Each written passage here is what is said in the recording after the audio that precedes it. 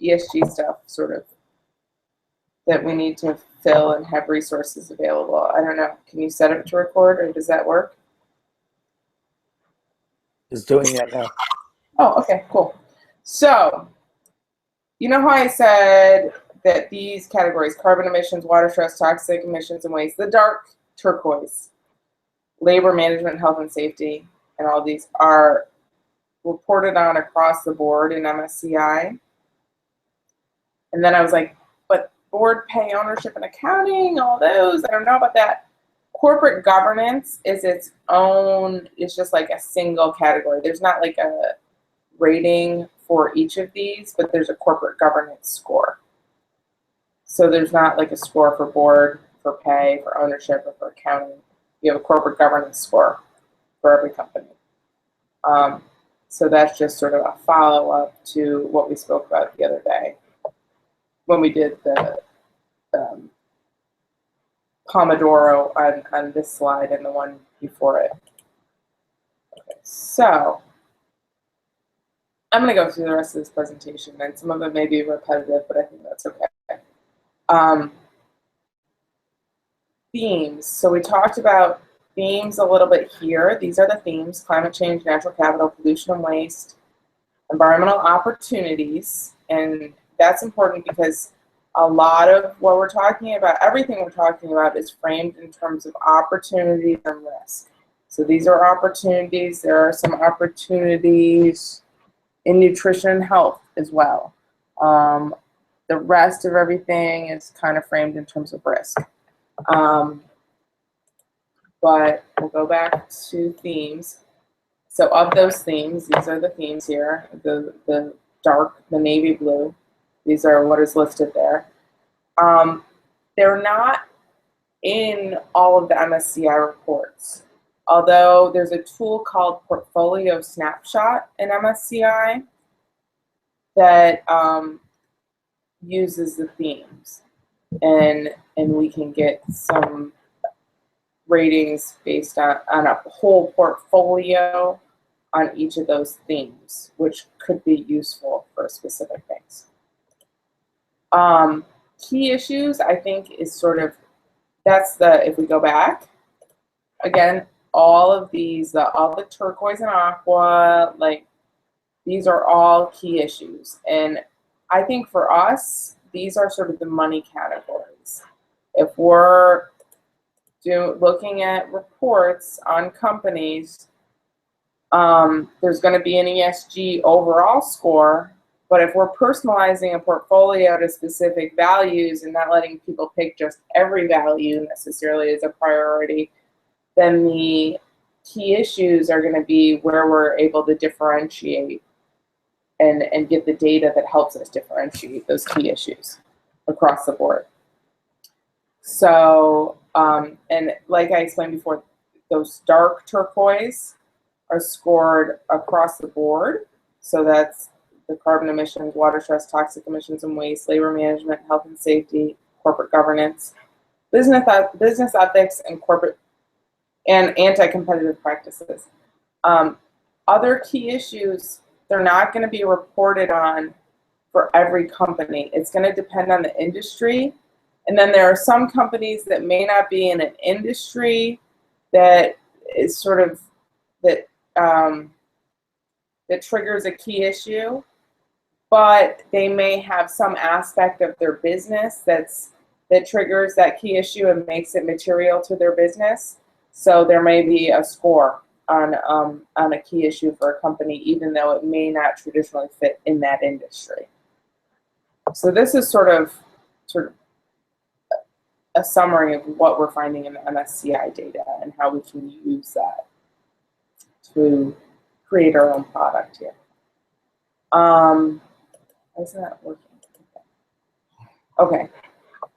So key issues, this goes back to materiality. Like I said, they're reporting on key issues based on the industry and based on whether there's a specific business activity that relates back to that key issue. So this is from the ESG ratings methodology. So ESG key issues are selected based on the extent to which business activities of the companies in each industry generate large environmental, social, or governance-related externalities. Are you familiar with the concept of externalities? I am not. Okay, so that's the idea, like you have a business and you make money, you create a product, and sort of that's sort of all internalized into your profit margins and whatever your product you're creating. But often when you're in a business, there are externalities, there are impacts on the environment or on society that you're creating that may not go into the pricing of your business, that may not sort of be fully accounted for. In sort of the environmental policy and legal world that I work in, there tends to be efforts to sort of try and incorporate or internalize those externalities.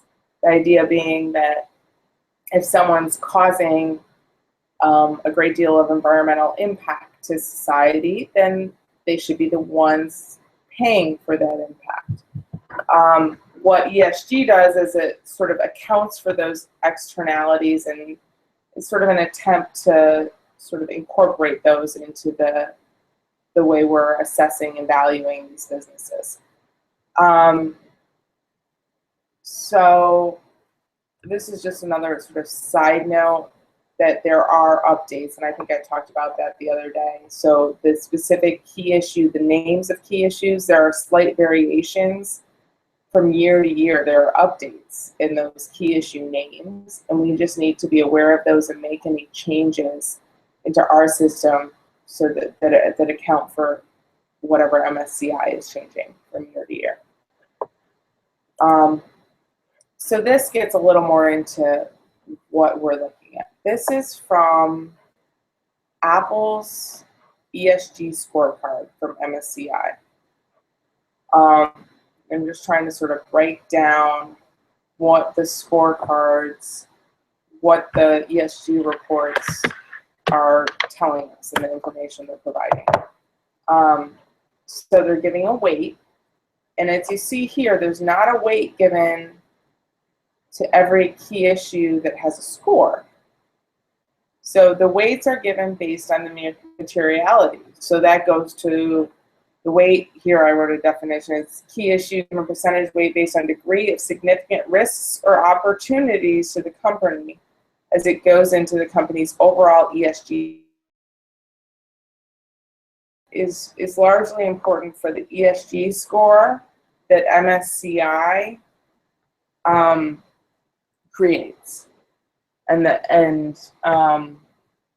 obviously not every key issue is given a weight. So for Apple, for some reason, they think that carbon emissions is not a really significant risk or opportunity to their business.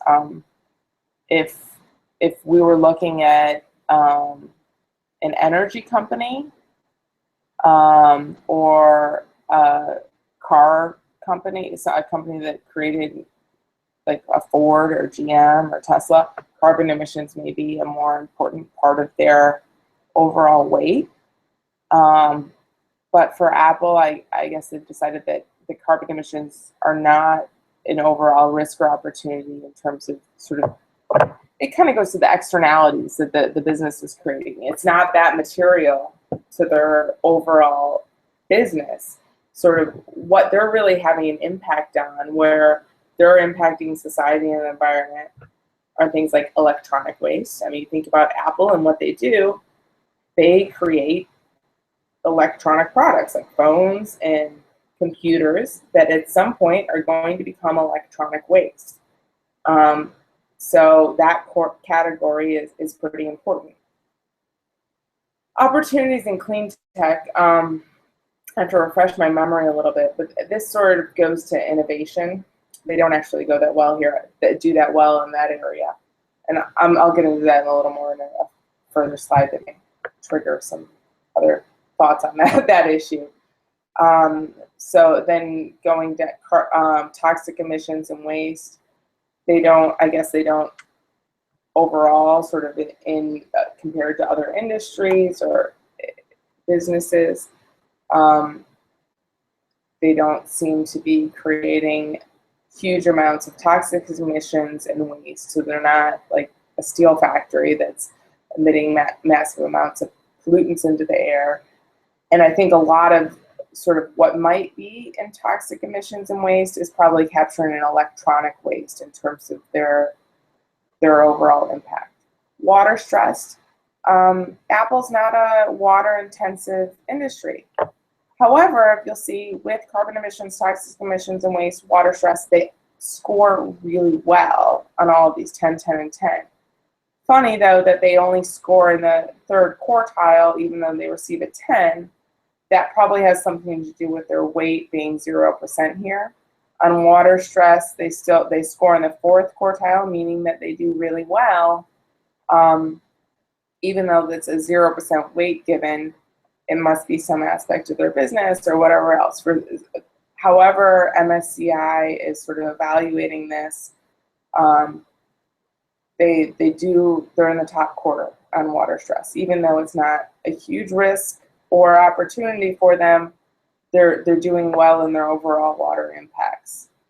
I do think this quartile is important to pay attention to for us because, so for every issue that we're looking at, I think if we're trying to place someone in stock and investments that fit their values and they care about water stress, for example, we probably want to put them only in companies that are in the top quartile for water stress. The score is going to be important as well.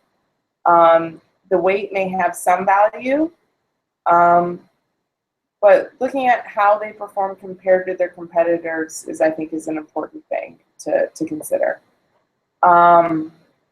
Here for Apple, human capital development, they're given a little more weight.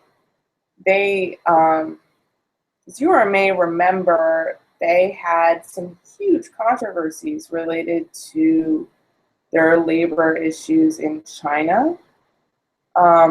It's funny that their supply chain labor standards, they've done a little better than human capital development. And I don't recall just offhand now looking at this, although that's in some other documents that I've put together, the distinction between the two. But I think it's important to note that, also labor management, they get 0%. I mean, that's a really bad score. So for someone who cares about human rights, they care about labor issues, like we would not want to put them in Apple because they're scoring pretty bad on these issues, pretty badly.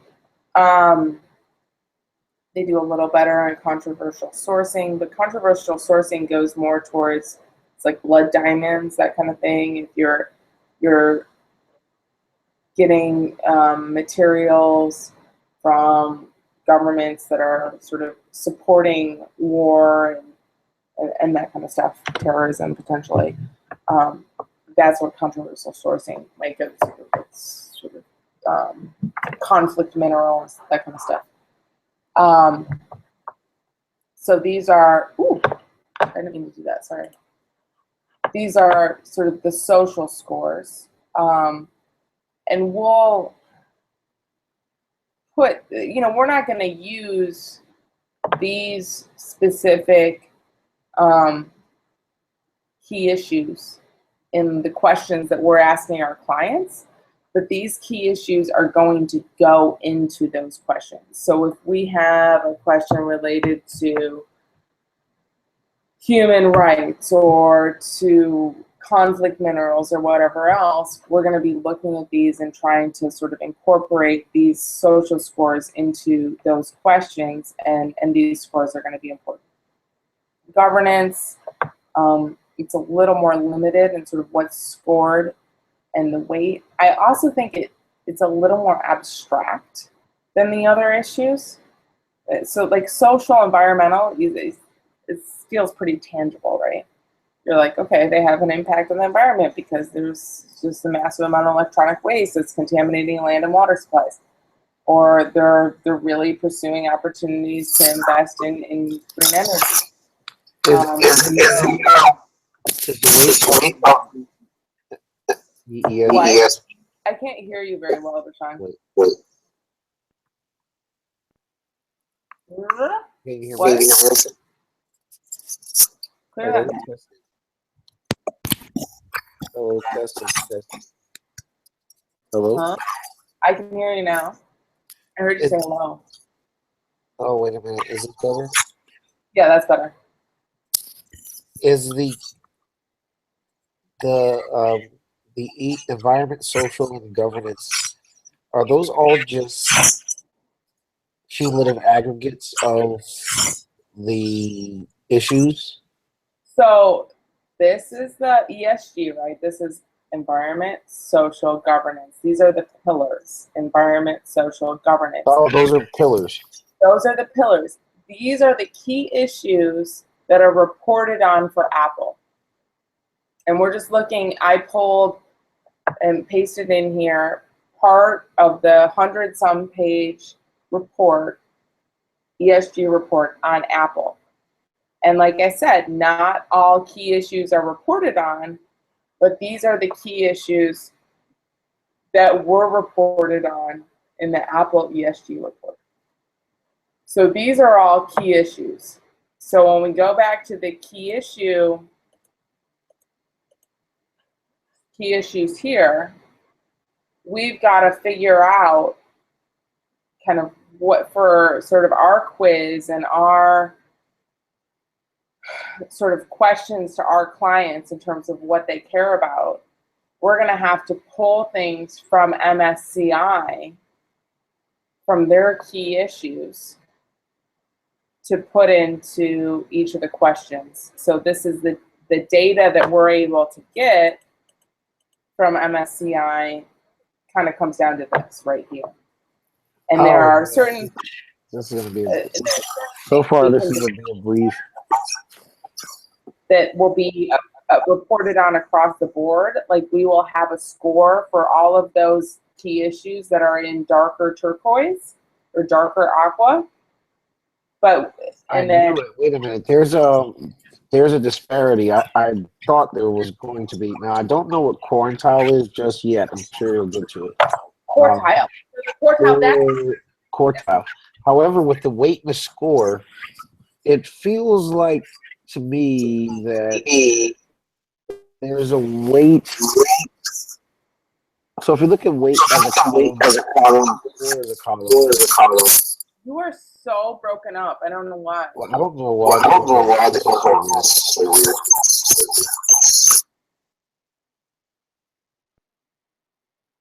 But go ahead. I mean, I can still kind of understand you better than some conference calls I've had recently. Hello? Yeah, that's a little better. Is it a little better? I'm in California dreaming at the waiting. All right. Is it a little better? Yeah, that's much better. Okay. So it seems like the weight and score up. Well, actually, do you have earbuds at all? I have earbuds. Yeah, that might But make a difference. you want me to put on earbuds so that I can hear you better? Yes, well, not just that. It's I feel like there's some feedback between my voice and your computer into your microphone. I have my computer closed because I've got two screens on. And we're good. Oh, wait. Ooh, now it all just went off. All right, earbuds on. Okay. Is this better? I don't know. Maybe. Maybe. We'll see, right? We shall see. Earbuds have a short shelf life. That's very true. You're right. I feel like the earbuds I'm using are like that because they have... That's your problem. You're using earbuds. Well, it's not that. I think the earbuds are fine, except I think they got a hold of... I think Misha got a hold of them. It seems like... She is such a little shit. It seems like there's some canines and incisor marks all over the earbuds. She has destroyed a fair amount of earbuds in her life. Oh, boy. Well, so it seems okay, like so you were talking about weights and scores. With the weight and the score, I felt like they're relative to one another, but they have nothing to do with one another, and I'll tell you why. Because it feels like because I looked and it seems like the weights are aggregated up into the pillar. So the pillar's weight is an aggregate of all of the issues within it. However, the score is not. The pillar has its own individual score, while the issues themselves have scores as well. So Okay. there's not two issues with a score of 3 and 4. Just because if there's two issues in environment with a score of 3 and 4, that does not mean environment score is 7. Okay. Almost. Let's see. Let me start with this. So I'm not sure actually I'm part of this. There is a score for Because environment. It's clearly the 5.3. weights are clearly the weights are aggregated. You can see The that. weights have to add up to 100%. And the weights are generally distributed among the key issues that present the greatest degree of risk or opportunity to the company. And so where Not only do the weights of the pillars have to add up to 100%, all the issues cumulatively therefore add up to 100% as well. no, the issues do not, because you can have a score on an issue that has no weight, because they're not going to give a weight to every key issue. They pick a handful. So for Apple, they picked 1, 2, 3, 4, 5, 6, 7, 8 key issues that they've given a weight. Right. Well, just to be clear here, what I'm saying is that cumulatively, all of the issues have a weight that must equal 100% because they all cumulatively wind up being the pillar's weight ultimately. No. Because these issues, the issue scores do not have to equal 100%. I'm They not can talking give an about issue scores. I'm talking about weights. So the weights that they give a weight to have to add up to 100%. The total weight has to add up to 100%. And some of them are 0% because they're not a significant risk or opportunity to the company. I totally get that, but it's not the same because I'm trying to. So, from a programmer's mind, what we're doing is we're building our own system, and we have to. I was telling Lizzie this the other day. I said the key to a really good programmer is pattern matching. So think when you're a little girl, It's what? pattern matching. So think when you were a little Okay. girl and you had to look at the image and you were like, okay, all of these things have polka dots, but all of these things have a checkerboard. But one thing has a checkerboard pattern on it. That's not part of the other patterns. You know, like little 5-year-old, I'm sure Carlos plays pattern matching, games sometimes and such. So you want to look at this chart and find where the patterns are. There's clearly a pattern with the percentages, but there is not one with the scores. So that's why in my brain I was like, the scores don't abide by the same pattern of aggregation as the weights do. I guess my brain doesn't necessarily see the pattern in the percentages, except that those percentages are given. They seem pretty uniform, except for this 12% and Well, 10%. I think you're overthinking it a little. I mean, the only pattern I see is all of the issues have to equal 100% in regards to weight. The That's weight, though, and I hate to put the issues. Okay, the weight, yeah, the weight has to equal 100%. All of the that's the weights have to first equal pattern. 100%. That's the The first pattern, but scores that are pattern totally is not for distinct. scoring. Yeah, that pattern does not abide by within the scores column. So The I'm just making scores are, that distinction. yeah, the scores are totally independent, and there Got can it. be a score for something like health and safety. Apple apparently does really well in health and safety, which is not really well. They do 7.2, which is a little surprising considering like the suicide nets at that factory that they had. Like, remember this? I don't know if you saw that 60 Minutes thing Right. a couple of years ago. But they do okay. It's not given a weight, and maybe that doesn't go into health and safety, and that's something sort of where the details of what goes into each of these key issues are in. There's a document I put together, just excerpted the sort of key points on each of the key issues from MSCI. So maybe the health and safety issues is more, that's like OSHA violations.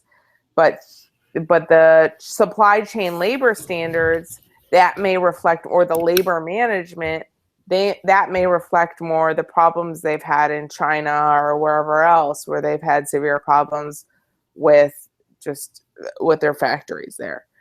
Health and safety, it's not given a big weight, and I'm not exactly sure why, but they're sort of picking one over the other here. And it's in these, there's some similarity, and part of it is, I mean, my expertise is clearly up in the environmental issues so much, but this stuff as well, there are distinctions here as much as, and I understand the distinctions here a little better, but I did, and I can try and work on that a little more in terms of like clarifying the key issues, and maybe we need to narrow it down to like a couple sentences for each instead of like a full page for each key issue.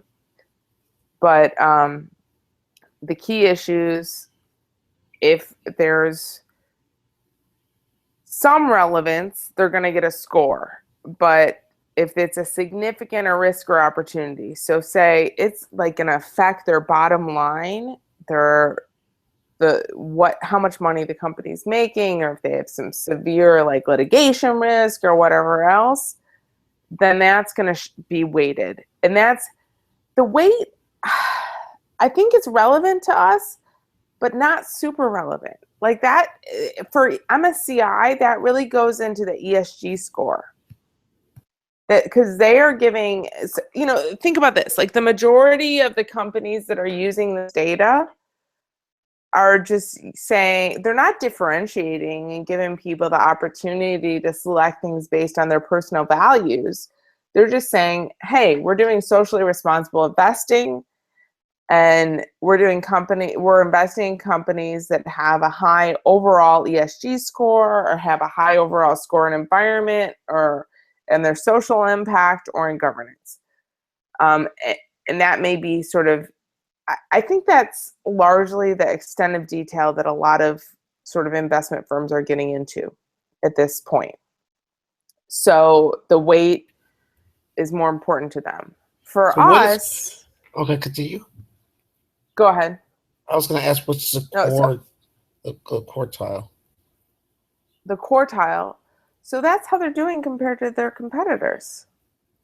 So, I think that's important for us to pay attention to. The scores are going to give us a lot of information. But if you're looking at carbon emissions, let's see, maybe there's a better example. Electronic waste is probably a pretty good example, because look at this. They only have a score of 6.5, but they're still like in the top quartile for this.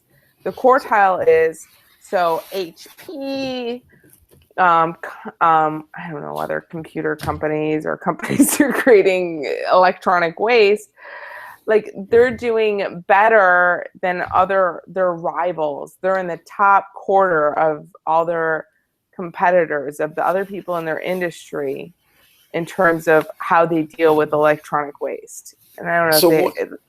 So is a quartile ever more than, a few questions. Is a quartile ever more than 4? No, it's quarter, right? Quartile. Wait.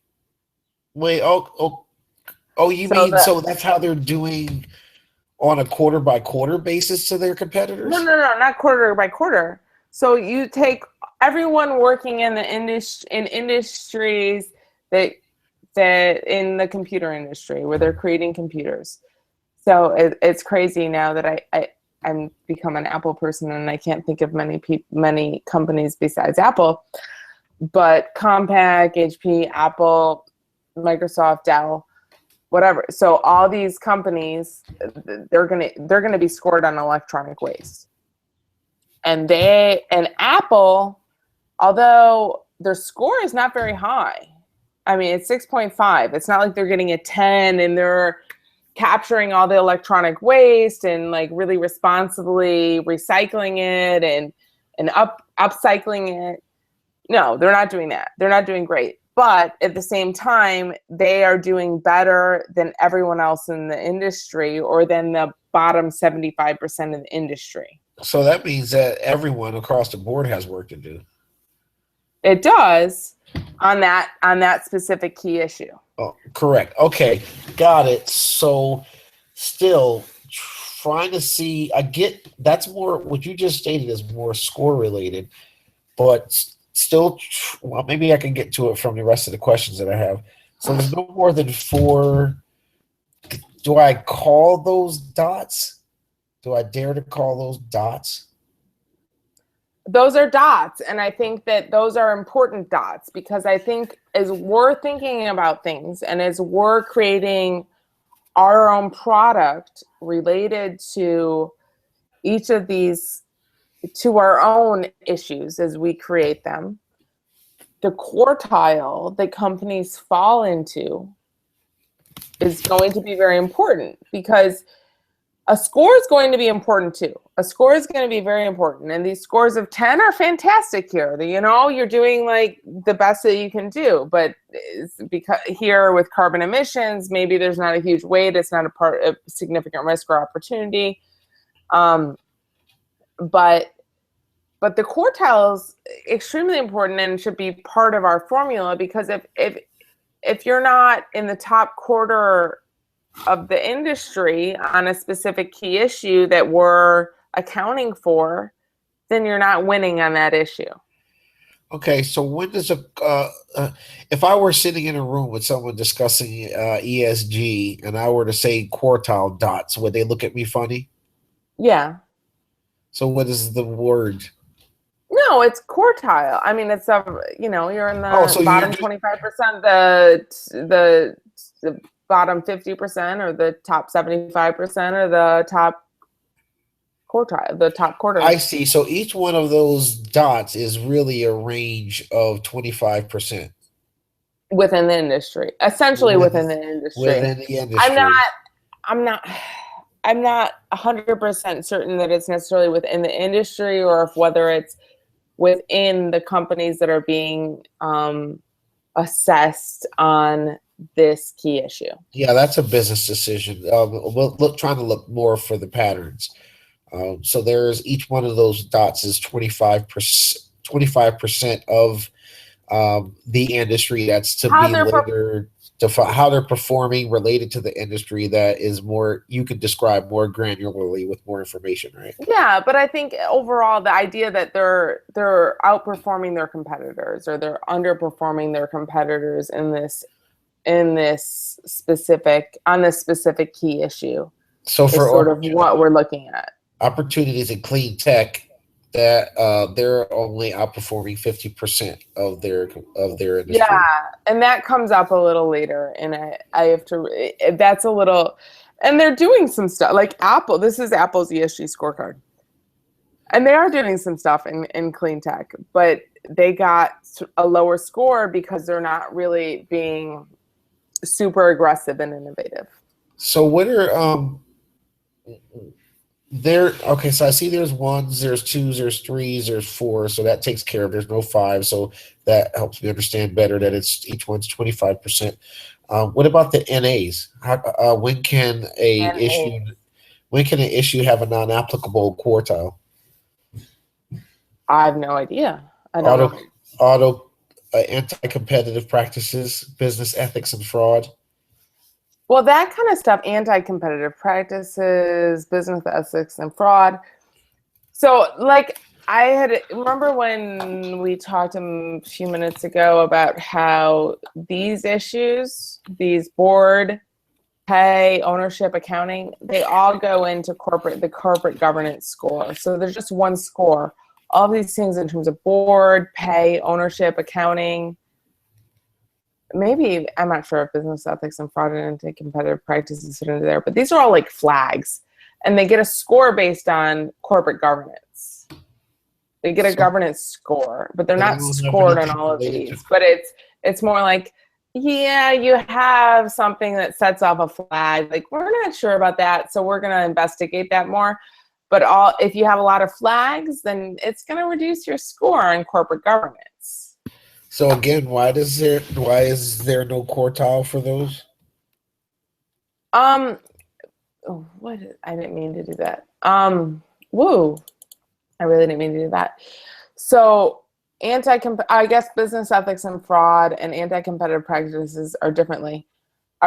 I don't know why there's no quartile for those. Okay, that'll be something And it may be that business ethics and fraud, I mean, you would hope that there aren't huge issues of fraud like across like the corporate worlds of the world, or anti-competitive practices. You would hope that that's not, I don't know. But for some reason that's not something that's assessed on a quartile basis. I'm not sure why. Okay. I'm not sure why it's not available. But corporate governance, so we go back, that's pay, that's the board, that's certain things. And that goes into like specific practices. And this honestly, the governance area is an area that I have the hardest time sort of getting my head around. And it's just a little bit of apart from my ballywick, I guess, of issues that I generally deal with. But I think like the accounting practices, that makes a lot of sense. I mean, that it goes into accounting, corporate pay, the board. So you have things like where CEOs may have a golden parachute, where you have just corporate pay structures that you have a board that's not necessarily qualified to be on the board. Do you have board members that are qualified to address the issues that are needed, that you need to address on your board? That's something that if you don't, that may raise a red flag.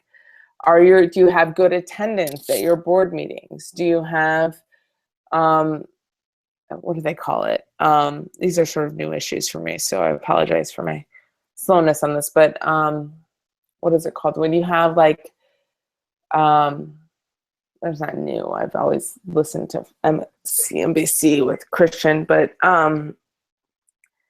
like you have an insider board. So do you have a board that's independent and that is making decisions really based on expertise and their own insights, or are they really all sort of bought by sort of an insular ownership, and there's not an independent board and that has a lot of expertise on the important issues that are related to the business.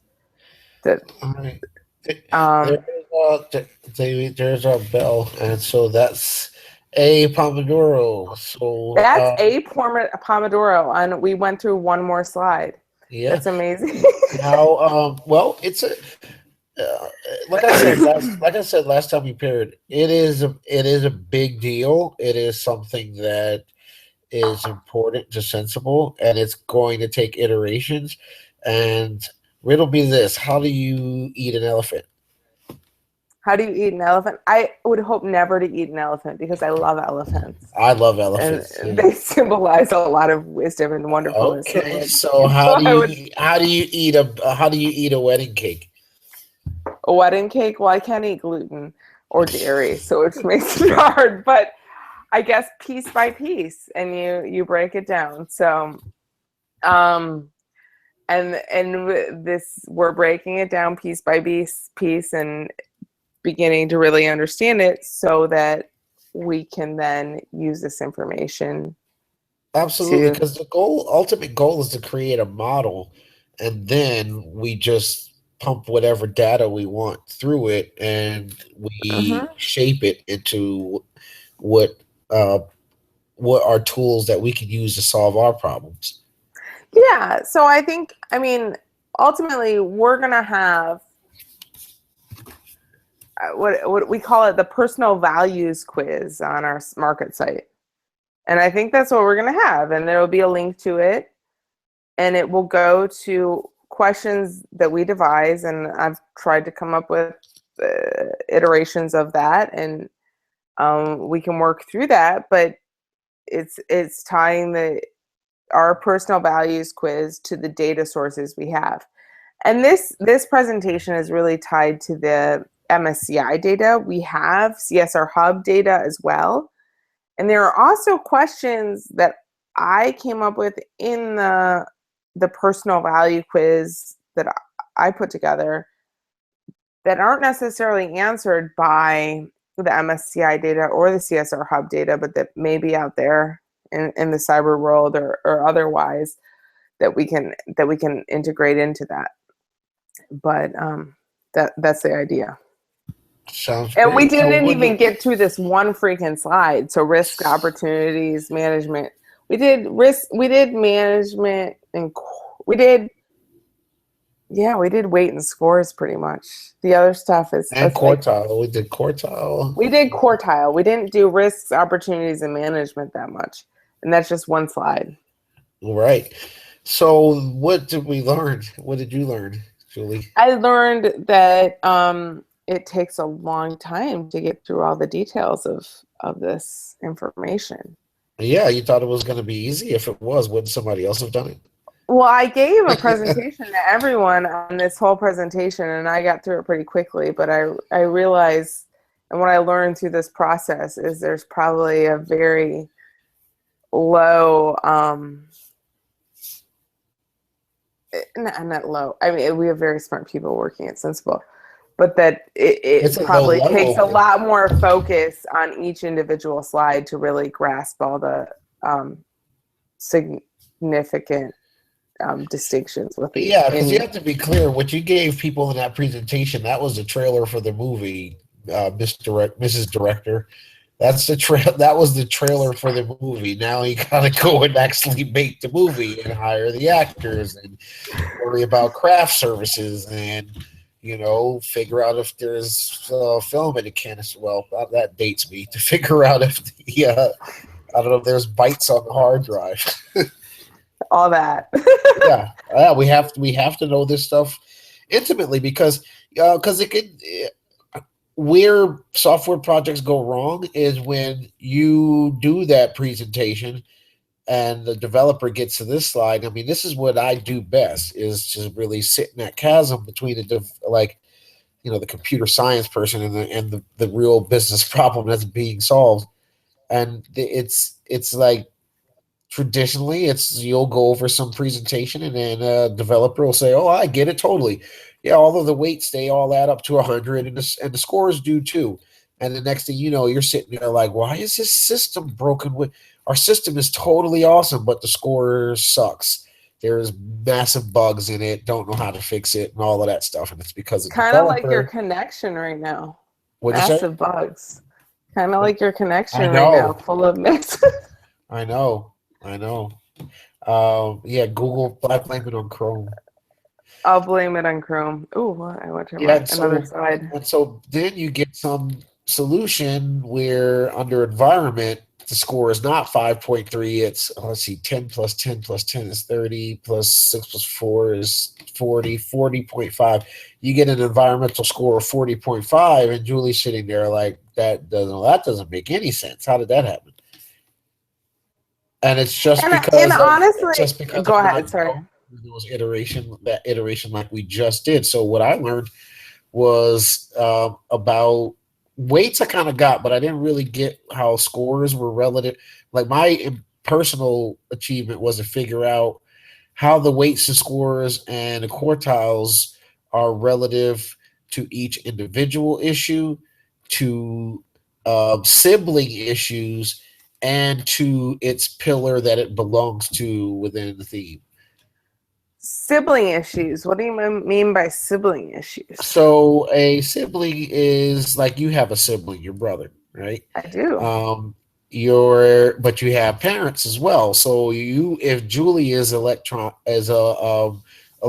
waste, and her parent is environment, however, her sibling is opportunities, including tech, carbon emissions, toxic emissions of waste, water stress, and they're only relative to each other via the pillar that they're a part of. They are and they aren't. Like, that's why when we were talking about this, I get a little confused. Not as much in the environment area because that's my expertise, I guess. Mhm. But I don't guess, I know. But in the social area, it's like, okay, they do well, health and safety, they do okay, but supply chain labor standards, not so well, or human capital development, not so well. And those distinctions are going to be important. Oh, Into absolutely. However, I think you're looking at it from a row perspective, and a rogue. row, ROW. Okay. There's electronic waste with a weight of this, with a score of that, and quartile of that. So I can extrapolate that they're doing well in that regard. Opportunities in clean tech, maybe not so much, but it is highly weighted. Like that's not what I'm looking at when I say about like sibling issues. That first column, if you will, if you just took off weight, score, and quartile, that's what I'm talking about. Because when you're building a system, you have to be able to say environment has issues of electronic waste, opportunities in clean tech, carbon emissions, toxic emissions and waste, water stress. For them to even be able to be considered part of environment, they have to have some juxtaposition. That's what makes them siblings, but they don't really know about one another and don't care about one another. Like they're issues in and of themselves, but collectively they are underneath the environment pillar. They do, but I don't agree with that completely because I think toxic emissions and waste and electronic waste actually go together quite well. And I'm not even sure, like when we were talking about it, I'm not even sure what the distinction is there. Like electronic waste can create a lot of toxic emissions. Right. So then that's the interesting parts, Julie. Or Now, effluent. I would say it's more I don't know. It depends on if it's going to air or land or water or whatever. well, these are the things that you're going to have fun with on this whole journey. Is that's the information that'll be exposed to us as we sort of keep digging, because right now it doesn't look like it, but clearly in your head you're like, well, wait a minute, electronic waste and toxic emissions and waste might have something to do with one another or not. So those are mysteries that I think will be uncovered as we bake out the concrete things that we do know. And I think what it is what it's going to come down to is we're going to pull the score for companies. So we're going to have a system that's going to say, okay, it's going to be based on, let me look at, I'm going to pull up this quiz here. So, and sorry if you look at my 1,000 million pages open right now. Shit. Where is this? I had it open. I had the ESG quiz open. This is probably not good because I probably have like information that's confidential on here. Okay. So we go to the ESG quiz. That's what we're going to go to. All right. Should we start another Pomodoro, or should we? So you go to the ESG quiz, and you're going to say you have each of these issues that's going to go into that. But they're going to be combined. I don't know. I think I lost. Yeah, I think we'll figure that out. Like, what we're doing is we're working on building blocks. So I think those are great questions to have, but we don't have to figure them out now. Like, because if we don't even have a system that even knows what an issue or a pillar is, and we're kind of putting the cart before the horse there. No, and I think so. No, and that's my overall point. Like, so when you're looking at issues and pillars, we're going to have questions. That's what I wanted to find. And I want to find the ESG quiz. But I'll find that in a minute before we start our next Pomodoro, because I think we need to do another one right now. If that works with your timing. It does. Okay. So I think we're going to have... Start my timer off. But can I go into this first? Wait, can we start before we start it? Sure. So I think you're going to have like a key issue that might go into one of our components of our quiz. But I think we also need to consider the overall environment score as part of that because it's gonna include some crossover issues. And maybe if someone's doing well on carbon emissions, or they're doing well on something else, if they're doing horribly on their overall environment score, that may still weigh against them. And we're going to have a formula. We're going to have to come up with formulas that are going to include maybe score, some proportion for the weight, but that might not be a huge part of it. But I think that will have to be some of it, because the weight has to do with how big of a risk or opportunity it is to the overall business, how material it is to the business, how much of an impact they're actually having on that specific issue. And then the quartile is going to be very important too.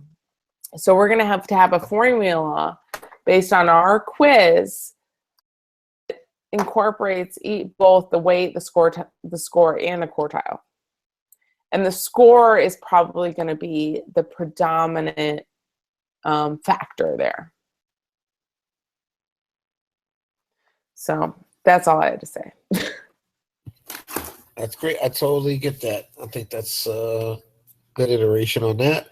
So let's start another Pomodoro. What topic are we gonna be off to next? All right, I think I need to talk about risks. I'm gonna just continue with this. That's perfectly fine. Remember, all Pomodoros are I need to find the quiz. 1 second. Remember, all Pomodoros are just time boxes where you can at least pause for some interval and say, all right, well, let's take a breath. You know what I mean? And sit back and see what we learn. And it's always good, especially when someone's offloading information to another person, because you have a ton of a wealth of information in your head, and you just want to get it out. However, to the person who's consuming it, it's a kind of equivalent of drinking from the fire hose. Yes.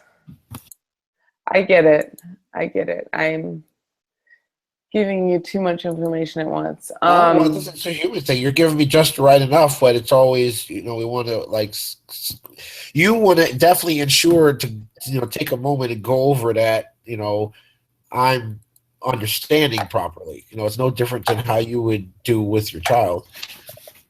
Yes, I get it. 1 second, let me find the quiz, because I don't have it open right now. 1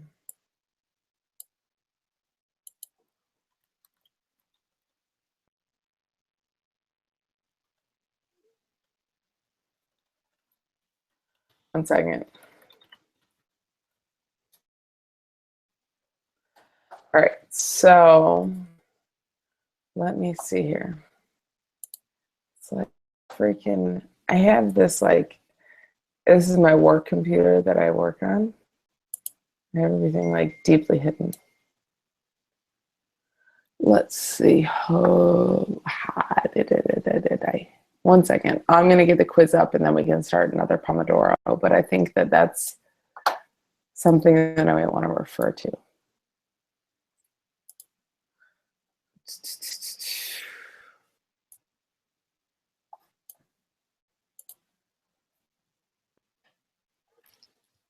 Hello? Who's in here? Yes. What's up? No, I'm talking to Anna. She's like, You're starving? No, I just said I'm just grabbing something. What are you grabbing? The yoga mat? Okay, sorry. Anna's gonna go do some yoga, I guess. I'm sorry, I'm still looking. Quiz. Back on. There we go. Okay. And I can put this here. Can you see that now? Can you see the quiz? Yes. Okay, good. All right. So I may start with this. So what we are going to start the Pomodoro now? Yeah, just now. All right, cool. So what we are tasked with doing is sort of incorporating and sort of feeding the data from the ESG scorecard, and it may be differently formatted in FactSet or whatever else, but incorporating that data into this quiz. So, and there may be other iterations of it, but this is essentially, we're going to ask our clients, well, do you want to invest in companies that perform well in these categories? Do you want to avoid companies in these categories? Do you want to minimize your exposure to companies with issues in these things? Do you want to invest in certain types of opportunities? Like, do you want to invest in companies that are doing really well in clean energy? This is obviously an internal thing. I think clean energy may be a little bit of an issue because I noticed with at least whatever Christian put into MSCI that I was able to do a portfolio snapshot on, there was like nothing in the energy sector whatsoever, but we'll have to figure that out. But essentially this quiz is what we're going to have some marketing side to it, but the back end of it is going to be the MSCI data that we've been talking about. Also, they're basically going to be driving their own ETFs via this tool in some roundabout manner. Is that true? Yeah, I mean, this is how we're creating the personalized ETFs that we're giving to people, right? Holy shit! I just get it. I understand more about Sensible from that right there than I have in months. Well, I'm glad I could help. No, I get it. Like, aha moment just happened. Aha. So I think risks and opportunities are another interesting aha moment, at least for me. Oh, nice. What did you learn there? And they say the best way to understand something is to teach someone else. All right, good. So the risk. So we talked a lot about scores and quartiles and weights, and so this is a follow up to the previous Pomodoro. Nice. What we didn't get into is risks, opportunities, and management, and that what's going into this score right here. This key issue score. So there's a score in environment, there's a score in social, there's a score in governance. Those are the pillars, which hold some value. But when we're getting specific, we're looking at the key issues.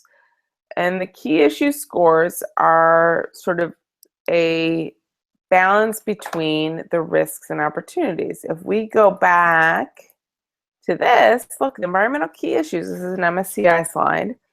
It's an exposure and management score.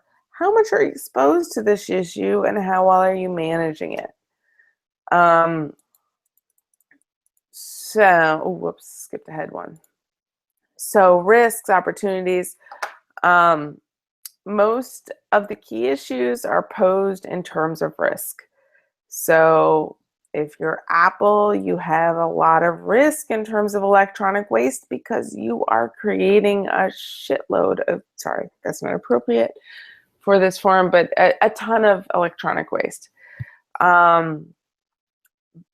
Opportunities are going to be you're a company that's investing heavily in renewable energy. There are specific opportunities that I have to go back to the slide again. The opportunities in clean tech. So those are sort of, you're in a business that has opportunity and are in a position to invest heavily in renewable energy or energy efficient buildings or whatever else. I mean, and in technology that's going to be very effective in cleaning the water supply. Oh wow, this is a really serious part of the Sensible solution. It is. No, this is sort of like what we're about. It can't even really exist without this. No, this is what we're about. Is just sort of tying things back to what you care about, right? Well, I mean, I've been knee deep in code for a while, which is, I'm glad to really go through iterations like this because, remember, like I said, I have a business degree, but I've been heavily in code as of late for Sensible, so it's refreshing to really step back and kind of see it from a 60,000 foot view.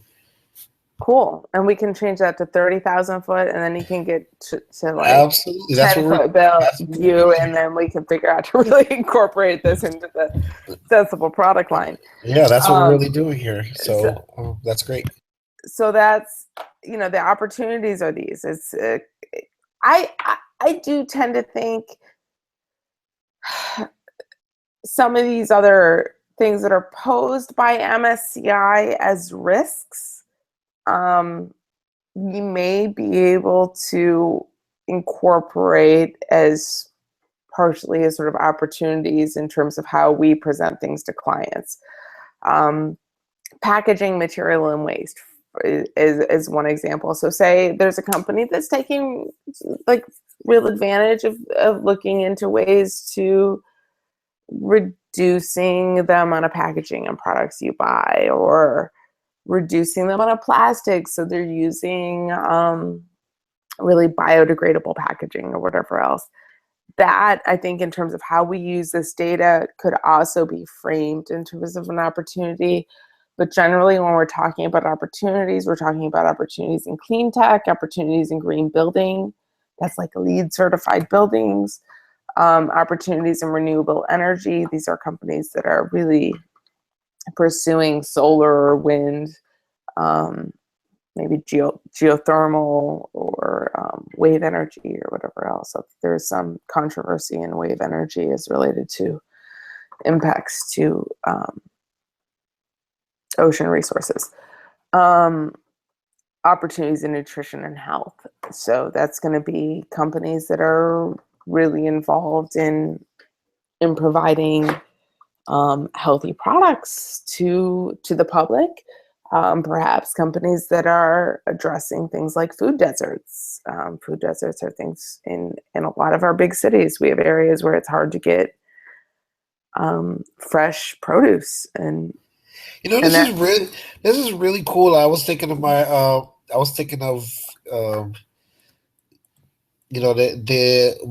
most of the hippies were baby boomers, and they're retiring now, and I think that's a pretty big deal. Actually, I think that's quite interesting. I figured a little comic relief too. Because in the 70s, you're frolicking around your 20s and stuff, like, free love and, I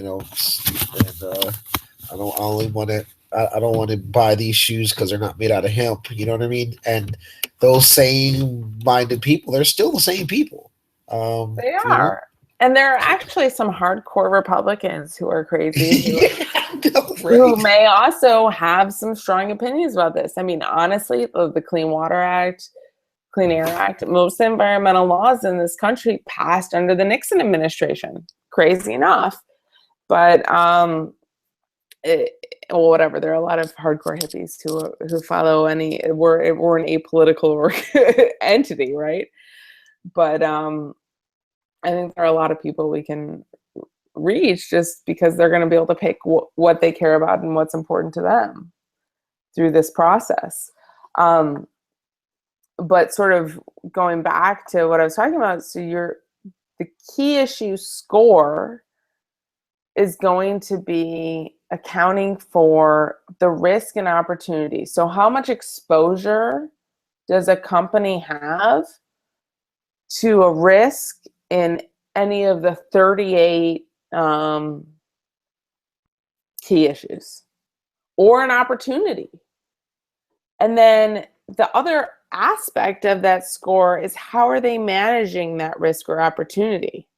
So if you have a company that's maybe they're in an ag industry that's really water intensive, there's a lot of water stress there, but they are managing that super well. They've situated themselves so they're not in areas that are really exposed to drought or really water stress, that they've located their main industry and their farms in areas that are not exposed to water stress.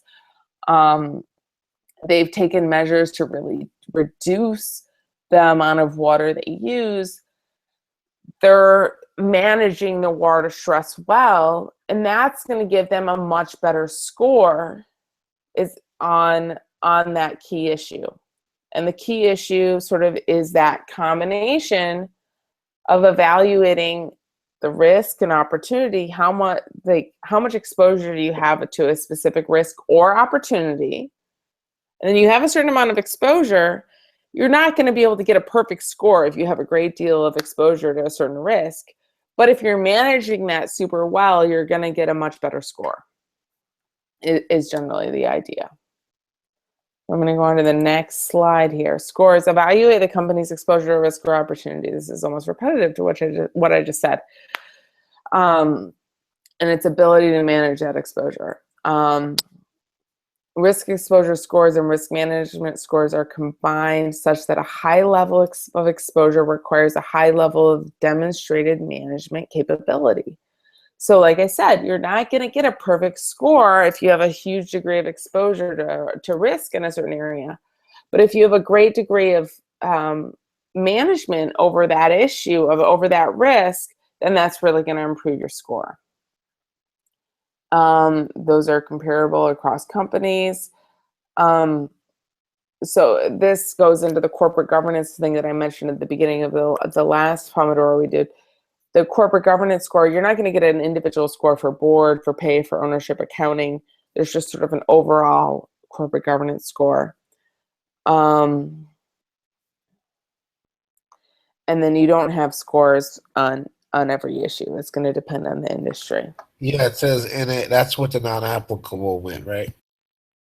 So yeah, if something's not applicable to your industry, then, you know, you may or may not have a score on it, depending on, it may be the industry, or if your company has some involvement in things that present specific externalities on that key issue, you may be scored on that issue, but it still may not have a weight that goes into your overall ESG score. This is a slide from MSCI. Almost everything in this is based on the MSCI data, because I think that's sort of the critical component for us to understand to be able to create our own product on the ESG stuff. So this is the risk key issue scores.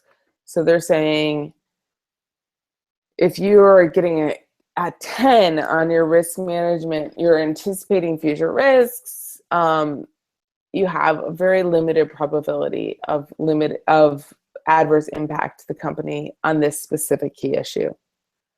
And then they're sort of going down the line. So 7, you're anticipating future risks, but those risks are present, but and you're managing them to some degree, but there's still a strong probability of an adverse impact there. And then a 5, you're sort of right in the middle there. Your management, it sort of goes along with your level of exposure, but you're really not anticipating the future level of risk.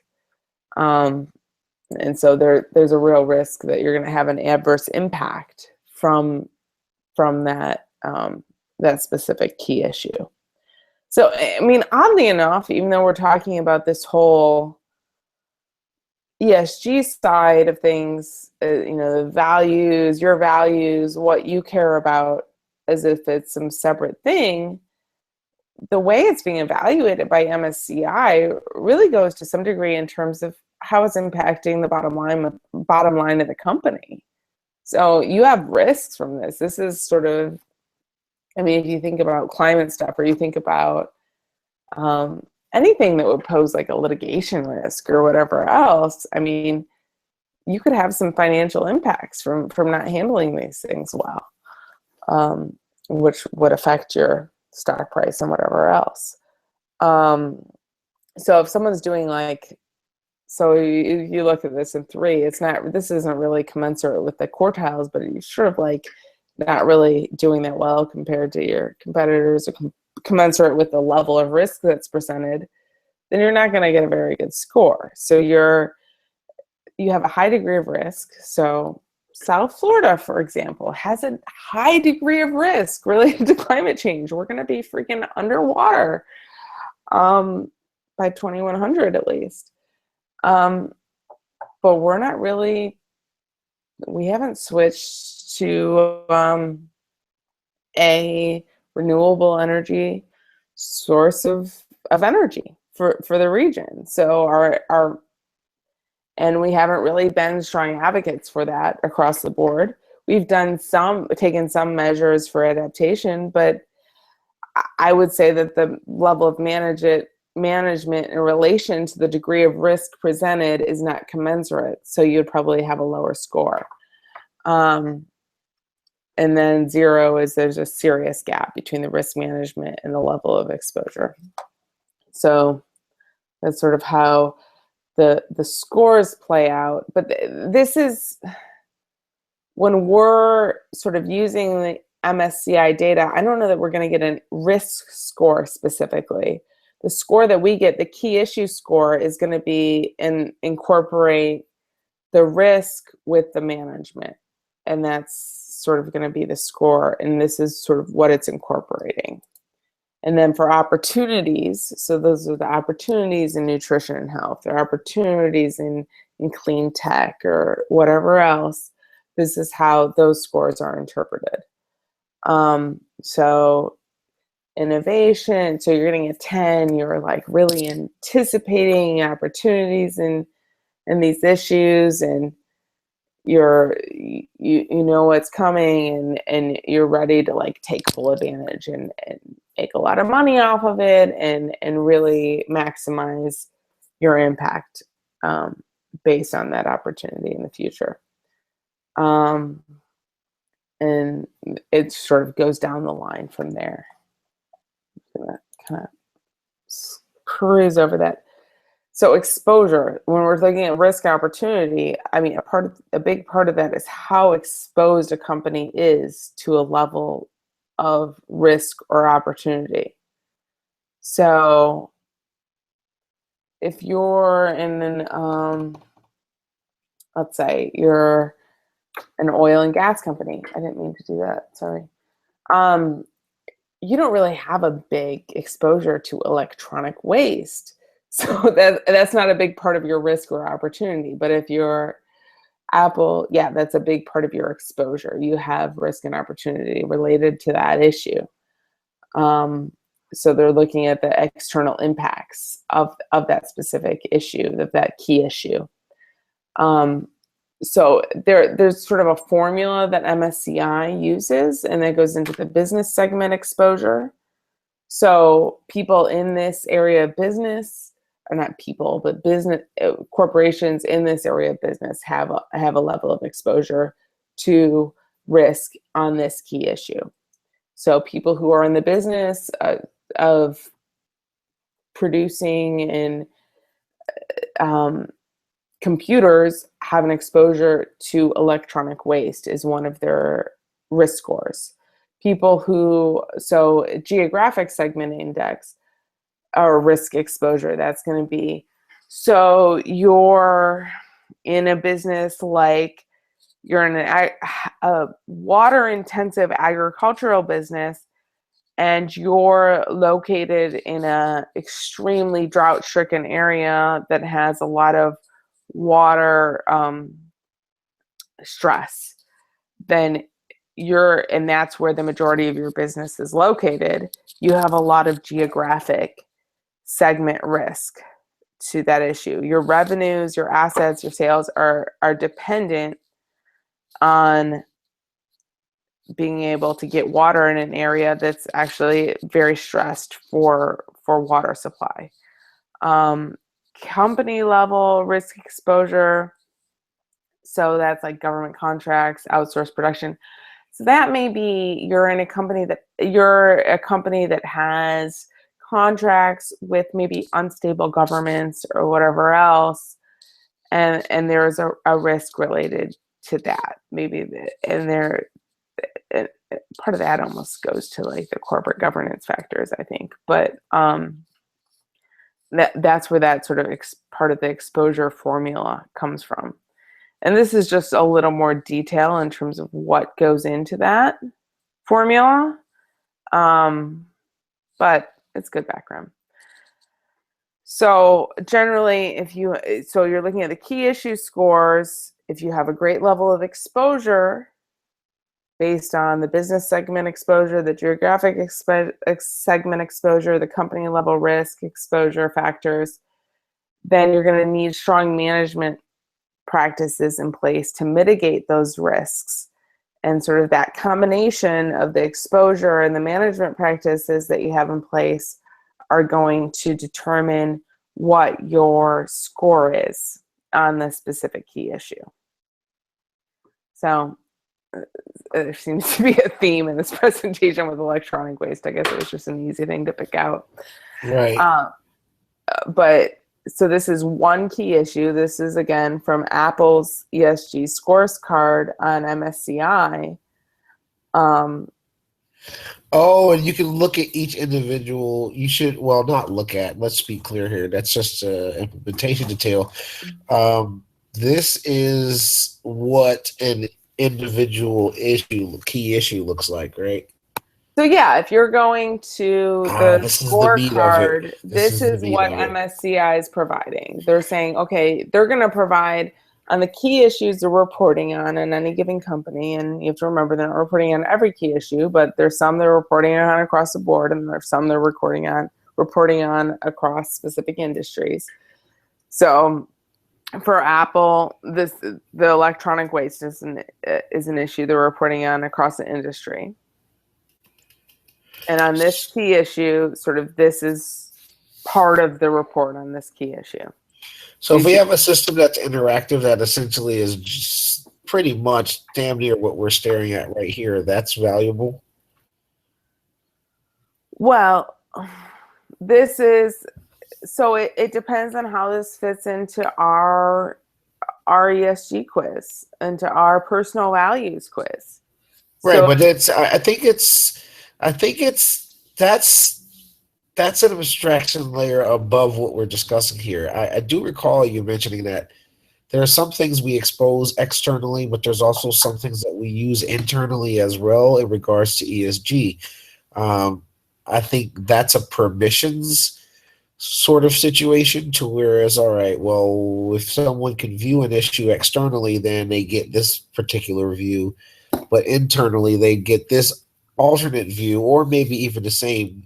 That's irrelevant. The point is there is the notion of an issue with attributes and functionality that we care about on a per key issue basis. Yes. I think something important to remember with the MSCI data is we pay for internal access to this data. We do not have the rights to share this data and to use this data. Oh, so this is all directly. This is something that we would be using internally, to your point, right? Exactly. So we're going to use this, and maybe, I mean, I have to go back to the ESG quiz that I developed. I mean, there's probably something related to electronic waste or that encompasses electronic waste, and what the information here related to that key issue is going to be very important to that specific point on our personal values quiz. And we have to figure out how we're going to incorporate all these things in terms of score, quartile, weight into what we put people into based on their answers on our personal values quiz. And frankly, like Apple, their score isn't great on this, but they are like outperforming the industry by quite a bit on electronic waste issues. So if we want, we have one facet of questions that's you want companies that perform well on whatever issues, then if it was related to electronic waste, Apple would probably go into that. And they would be a company that we would want to select if they are in the MIM portfolio on sort of related to this issue. Ooh, I didn't mean to do that. Sorry. As I was talking about exposure scores and management scores, this is sort of, it's showing us these scores. That's not necessary. Those scores together go in to create this score right here. So electronic waste, they have 6.5. They have a high degree of exposure. a high degree of exposure is not necessarily a good thing for us. But if you have a high degree of exposure and you're managing it really well, then you're sort of outperforming the industry. You're moving things to a better position in the industry whatsoever. You're sort of a leader in the industry, and you're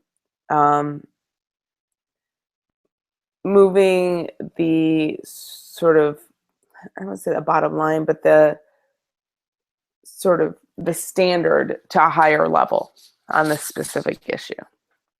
So that may be something that our clients care about, and that we would put them in a better place for. The risk and management, the risk exposure and management scores may be a little more detailed than like we need to get into even in developing our product, but it's just sort of background information to understand what goes into that ESG score right here.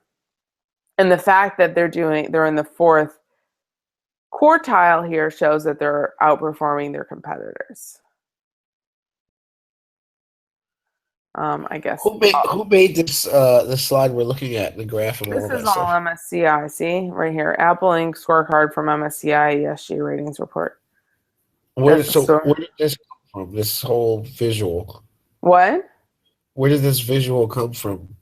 No, that's the scorecard from MSCI ESG ratings report. So if you go to MSCI and log on, you can pull the MSCI ratings report for Apple, and this is part of that ratings report. So they have key issue scores. They have key issue reports within that report. So they have an electronic. So we have access to the data here, but we wouldn't ever show the outside world what we're looking at, but we could use it to drive the question and answering process. Is that correct? That's correct. So if something related to electronic waste that's in our personal values quiz, this data is going to be really important to what we put people in. I mean, and then you can see here, they give us the top 5 industry leaders. So we're going to have, and you know, what we're working with is the, say, 150 MIM stocks, right? We're working in the universe. The extra stuff so we might be looking sort of what of these companies, of these top 5 industry leaders, if we're looking at this specific key issue or something related to this key issue, we might be looking for which of these companies are in the MIM portfolio.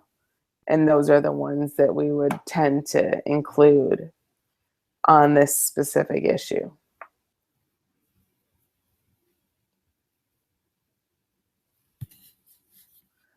Right, that makes sense. All right, so I'm gonna go to the next slide. Let's see how many I can maybe break a record in terms of how this is the clean tech stuff. I thought clean tech it's a kind of ubiquitous. Well, it's always remember, it's not how fast we go through the slides, it's how much there is understanding. How much you understand is important, exactly. So I think actually this was an interesting analysis for Apple on the clean tech, because it shows you, I mean, they've done energy efficiency, like that's been a priority for them. So that goes into the clean tech side of things. What else has it done? Little interest in exploring other clean technology markets with more substantial growth expectations, smart grid, data center optimization, in contrast to their peers. So they're saying that all these other companies have done really well on the clean tech side. Apple has not been a leader in that. So other companies they're essentially looking in the industry,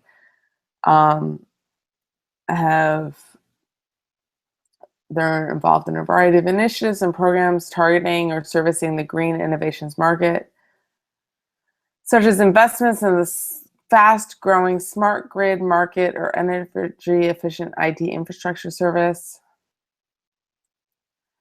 So they're looking at Apple is looking at developing more eco-friendly consumer electronics. They have Energy Star certification, which is that's still important. And then Electronic Product Environmental Assessment Tool Gold Rating. That's another certification. This is looking at material use, recyclability, energy conservation, and life extension. So their products are generating 61% fewer greenhouse gas emissions during the use phase than in 2008. So they've reduced their greenhouse gas emissions from their products. So that's the use of their products as opposed to the production of their products.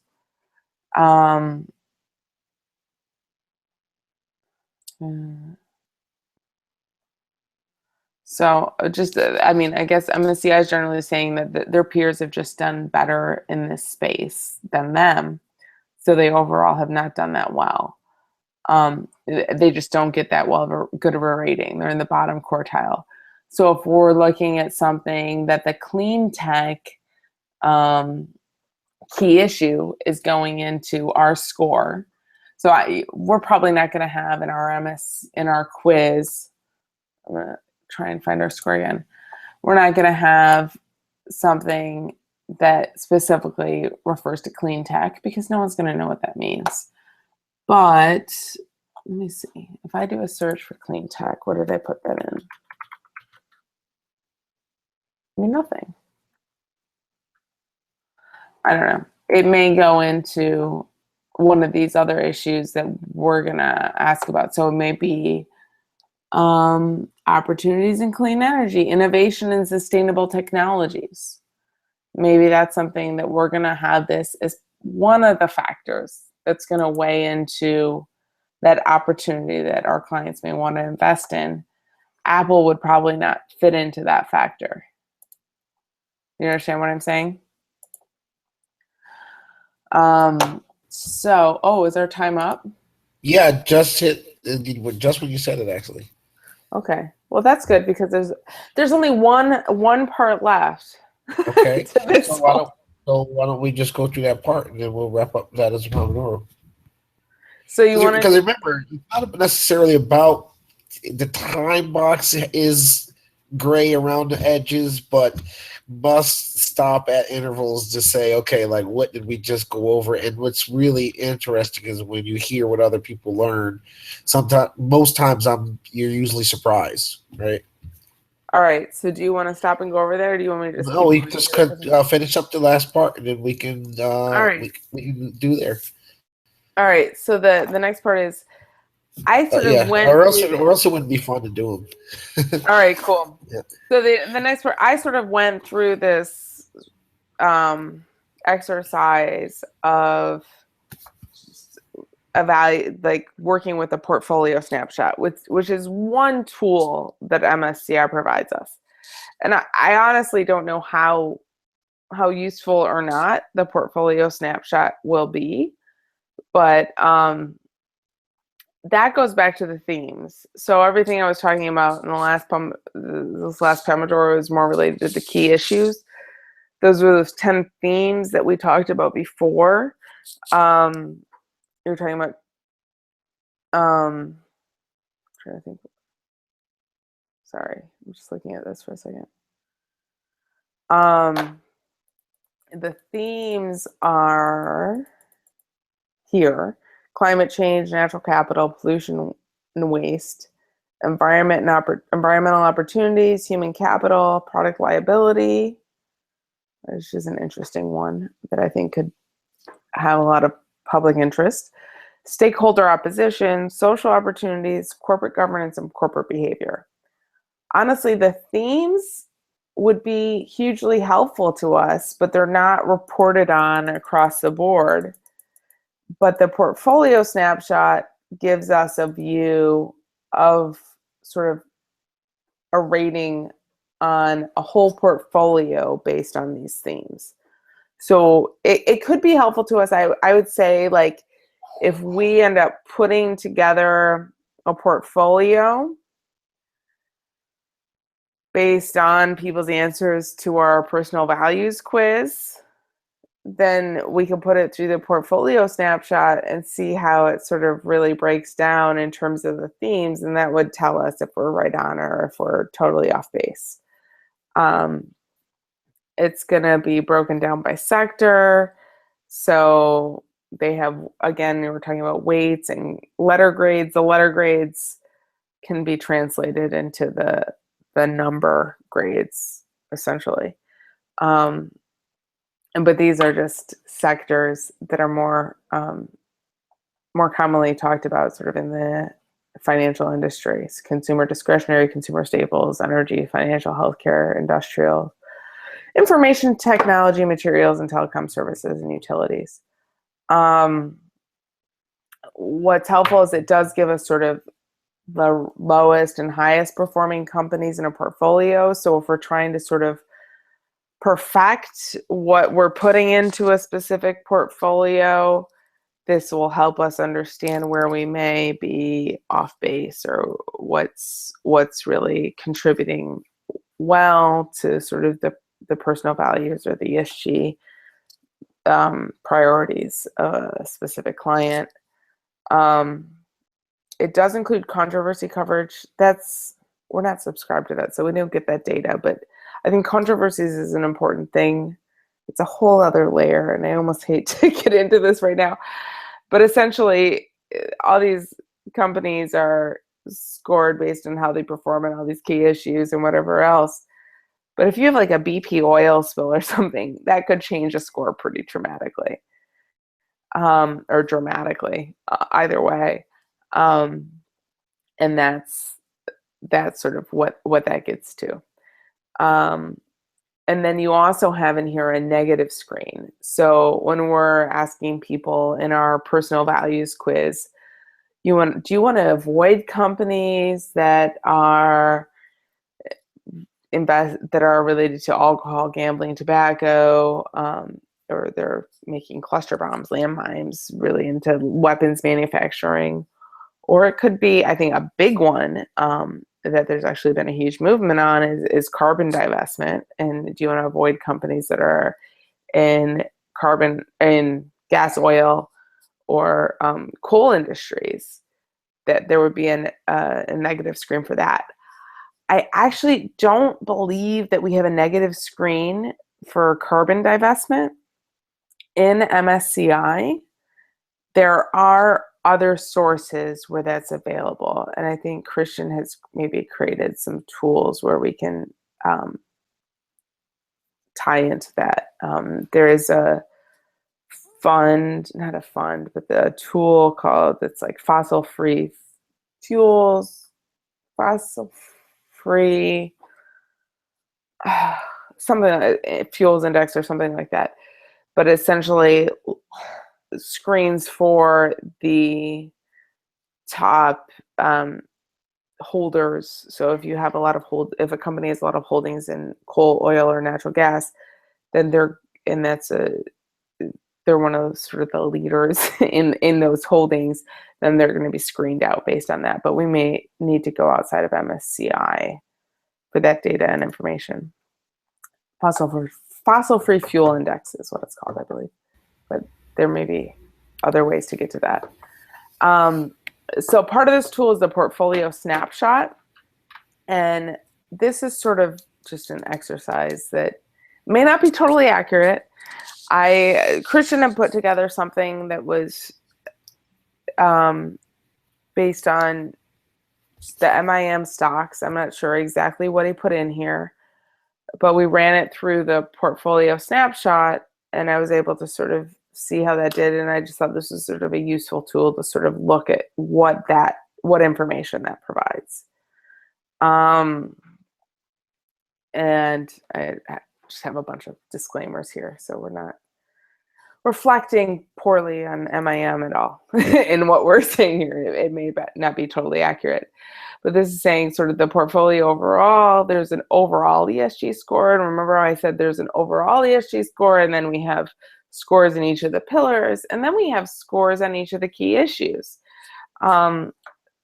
if we're personalizing a stock portfolio, the overall ESG score may not be that important to us. But if someone picks each of the pillars as a particular importance, it could be. And then we have the scores on each of those pillars. They go, I think, into the detail of themes and through this portfolio snapshot. So this is the MIM, the Martin Investment Management summary, and the majority of the stocks are getting BBB ratings on ESG, their overall ESG scores. And this is sort of the information it's providing, and then it's showing largest 5 holdings in the portfolio. And I don't really know, what we put in was not weighted, so this isn't necessarily accurate, but it is showing us that like Waters Corporation, one of the holdings, that for some reason has the highest ESG rating overall. And these other companies seem to be doing pretty good overall, except this is sort of a screen right here with Westrock Company. There's an issue that there is some tobacco. If someone wanted to screen for tobacco, that obviously would not fit there. This is another part of the portfolio snapshot. It's giving us a view of the whole portfolio. So this isn't going into specific stocks, but all of the MIM portfolio, and I'm not exactly sure which one, but this is on environment. So there's scores on these themes, and it's giving these scores and the weight. And I'm not sure how they're assessing the weight here, but they are giving us a score on each of these specific themes that we can relate largely to the key issues as well. But they're fairly self-explanatory. Climate change, environmental opportunities, and we talked about the opportunities previously. But if you sort of wanted to get into detail and understand what any of these themes represented, then you could go to that handy chart with the different colors of aqua and navy blue that show the themes and then the key issues underneath. And each of these themes is going to have a variety of key issues underneath that is going to demonstrate to you what these themes represent. And then so the portfolio snapshot's also breaking it down for us in terms of sectors. And so of the sectors in the portfolio, it's giving us an overall ESG score. Like I said, it's a little difficult to see how important these overall ESG scores will be for us because they're not distinguished based on specific values, but they're sort of taking everything into account and really only taking into account what is given a weight by MSCI. So, we talked about that previously in terms of the key issues that present significant risks and opportunities are going to be given a weight, and that's going to go into their overall ESG score. So that's what this is showing us. But it does sort of give us a good breakdown of what's in the portfolio and the specific industries and how those industries in the portfolio, those sectors, do as far as their ESG scores. It also gives us some detail in terms of the specific holdings. So this is the lowest ESG rating positions in the portfolio.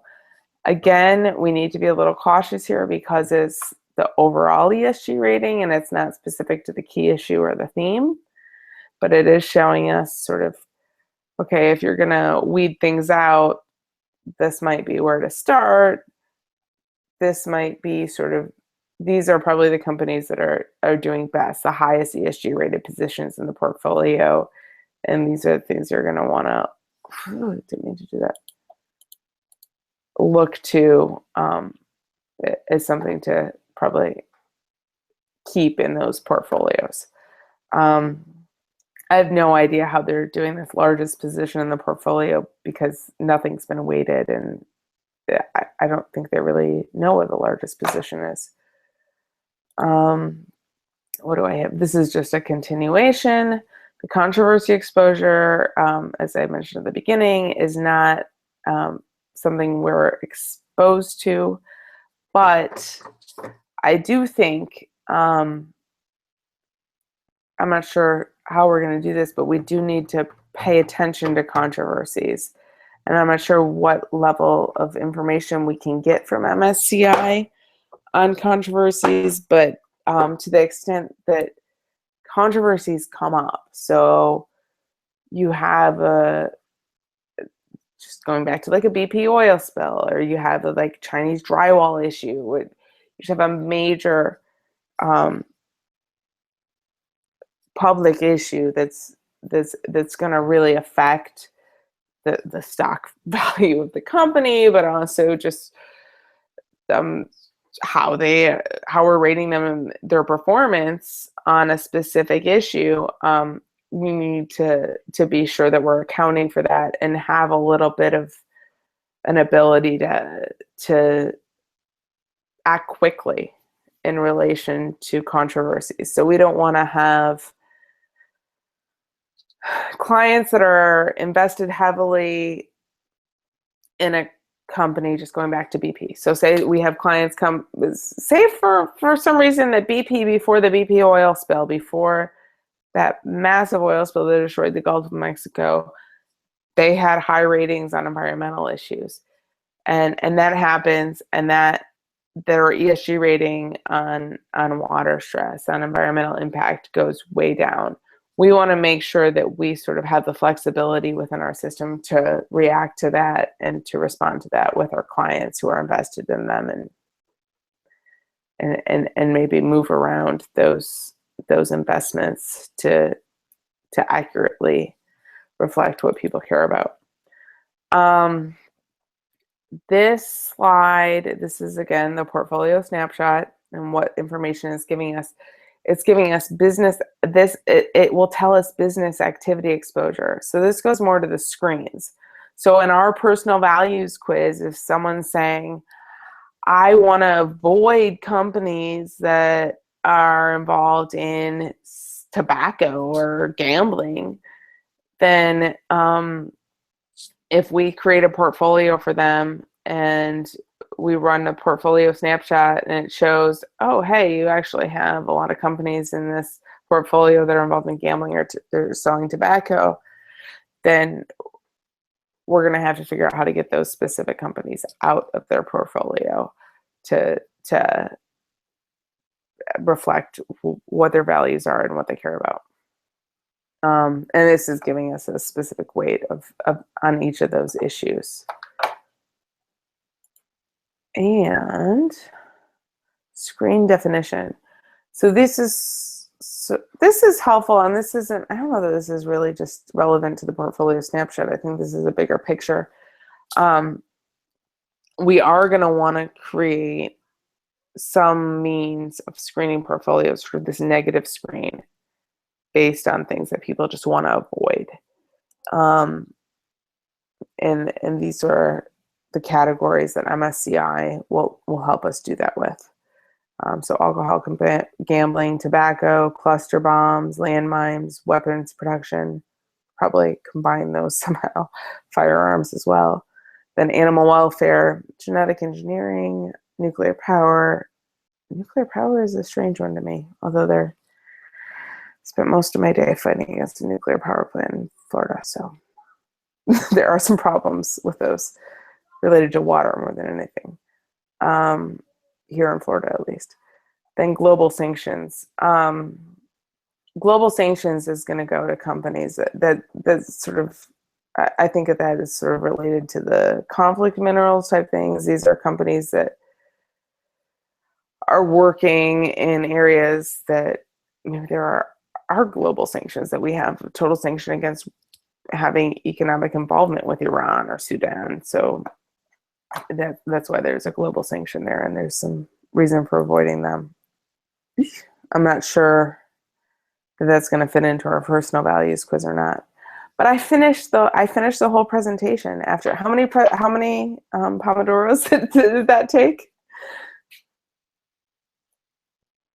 Are you still there?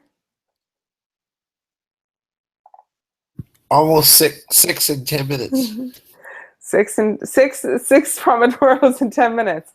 So that's essentially what I had for going through sort of the data and the sources and the MSCI data and what we have. And I probably should do a whole other one on the CSR Hubs data that we have. But that's all I have, even though I may be short on the fulfilling the full time frame here. No, it's not a goal. Remember, again, it's not a goal of getting to the edges. It's a goal of stopping to see if people understand what's going on. Do you understand what's going on? What do you? You lost me after. Wait, go back into the graph. Where? Here? Keep going back. Back or front? Keep going back. Forward. All right, I'll go back. I lost you. Well, you should have spoken out. Go up one right there. Go forward one or back two. Sorry about that. Here? I lost you here at the very beginning go back when one. I started talking. Okay, now go up one to the next one. Yeah, right there. So I lost you there at the very beginning. Yeah, right there. Well, I didn't do a very good job, I guess. Well, I mean, you did, but I mean, but a human's brain can only hold so much. I think the point, this last part is really, it's about a tool that's available to us. It's not, I think the stuff that we talked about previously is much more relevant in terms of Yeah, exactly. And I sense that. That's why it's not a bad thing that you lost me there, because I'm very people start to understand me better when they realize like I have a memory. I can remember pretty much a lot, especially visually, but then I have selective amnesia, I always say. Like usually it was not necessarily me getting it, but more so a little bit more of tuning you out and going back over the other slides that I was looking at. Uh-huh. And that's just being 100% honest. Okay. So yeah, I mean, I honestly think the portfolio snapshot stuff, one, this is just sort of me trying to work with the tools we have available and see what they can help us with. Absolutely, and I'm pretty sure our next Pomodoro will go over the portfolio snapshot another iteration, because like I said, my brain picks up things on like iteratively. Yeah. And the portfolio snapshot, like I said, I think it's going to have limited application because, one, it's looking at a whole portfolio. We're doing personalized portfolios for all our clients. I think could be something very helpful, like sort of a safety net for us, so to speak. Whereas we put a portfolio together based on someone's personal values, and then we put that portfolio through the portfolio snapshot.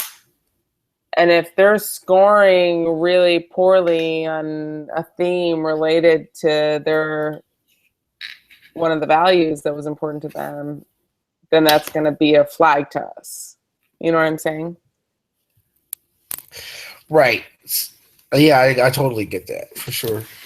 But it's not, I don't think it's necessarily going to go into our product development that much, because it's not at the level of detail that we necessarily need. All right, great. So what did you learn? What did I learn? Uh-huh. I learned that portfolio snapshot is sort of a secondary aspect of this whole thing, and that that there's only so much information that can be fit into one presentation, and that it's valuable to sort of pick and choose. Oh yeah, that's true. You're absolutely right. So can you go back to where you see the issue card? The what? Where? The ESG issue card. Or I'm not sure what you're talking about. Let's see. the electronic waste one. Okay. Oh, the electronic waste card. Okay, here. Uh-huh. Okay, so this is one of the key issues.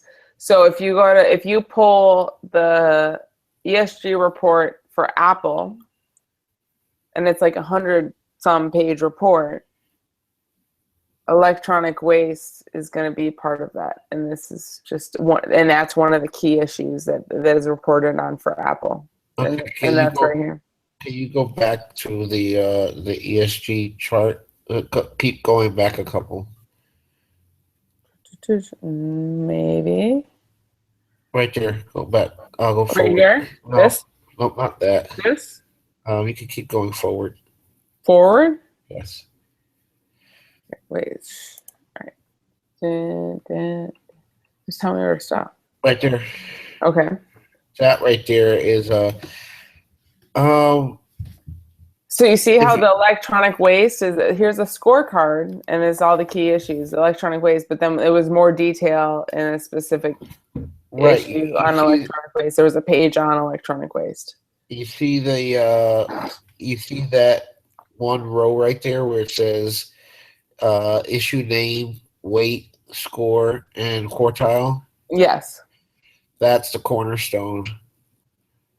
That is absolutely what we need to focus on. How we incorporate the weight, score, and quartile into our formula for assessing companies. Are you familiar with the cornerstone in architecture and foundation building? I am not. Oh, you should look up cornerstone. Okay. Definitely look that up now, please. Right now? Yes, please.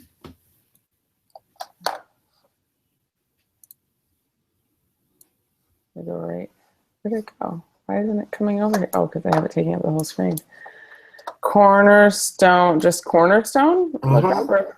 Yep, Cornerstone. Cornerstone Group, Cornerstone On Demand. Cornerstone. I can't see your screen. It's on because I have this optimized. Let me see. You can see it if I go like this. Yes, Cornerstone. Cornerstone architecture.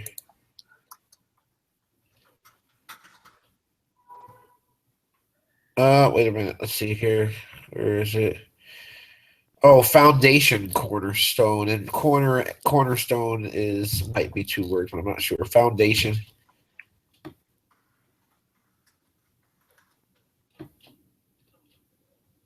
There it is. Wikipedia.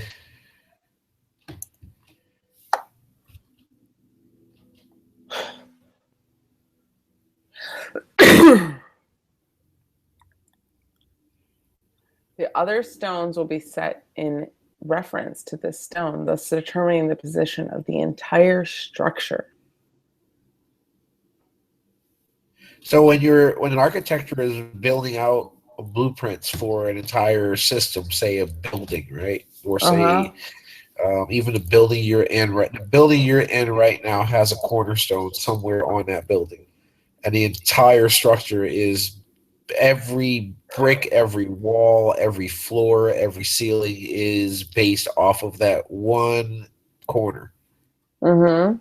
Like it has a direction where it's pointing towards north, south, east, west, all of that stuff. And if you get that thing off by a centimeter, the whole entire thing is off by a centimeter. Okay.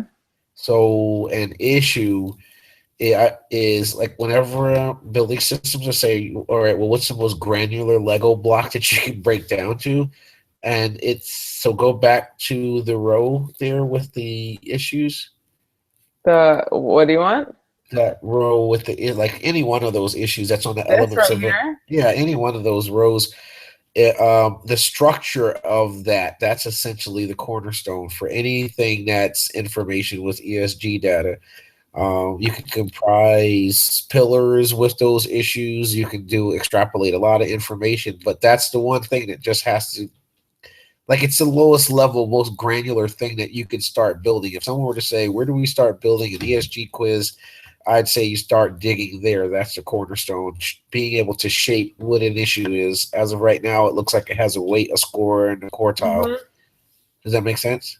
Yeah, absolutely. I'm trying to find. Damn it! I thought I had the quiz open. No, I think what's going to be critical is that, I mean, there's another component of trying to figure out all these issues. No, it's not more detailed than that. I promise you. Everything that you're about to think of is probably some derivative off of what the shape of an issue is. Perhaps. Why is this so big? And that's good, because then you're starting to abstract away from that, and then. But think about it this way. So we have all these issues. This one, I don't even have like stuff attached to it. I started trying to figure it out, but I didn't in this document. But we're going to have questions, our own, like we can't directly use what these key issues are in Absolutely, ESG, but we have to know MSCI. where they are from within MSCI. What you're staring at on the left with those questions and on the right with the MSCI data, those are two totally different parts of the same system. One's a representation of it that's used to extrapolate input from a prospective client, and the other one is the data that's driving those questions that are being asked. Mm-hmm. Exactly. So, and that we need to have a formula. What like our goal is, as far as I see it, is to create a formula. So we decide on the questions that we think are the right questions to ask our clients, and then we find the MSCI data, these key issues that are sort of the source of information that goes into each of these answers to each of these. Absolutely, but still, remember, it's an abstraction away from that cornerstone. So if you're looking at these two things, so you say this is our quiz, this is the data we have. Where's the cornerstone? All right. Thought you'd never ask here, so I'm going to start. I'm going to start the Pomodoro clock here again. You asked for it, and now I'm going to take over the sticks. You can close over your. Now I'm going to drive, and you're going to navigate. How about that? All right. So you should be able to see my screen here. Let me see.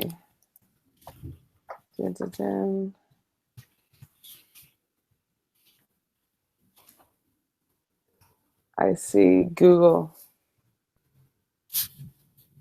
Sensible dashboard. Oh.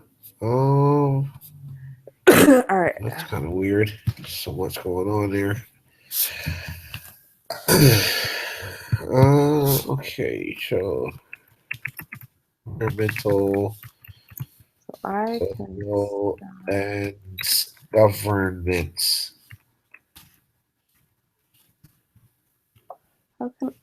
I can stop screen sharing now. How do I do that? There's a stop screen share button somewhere up at the top of the Hangout. I don't even know what to freaking do. I have technology issues.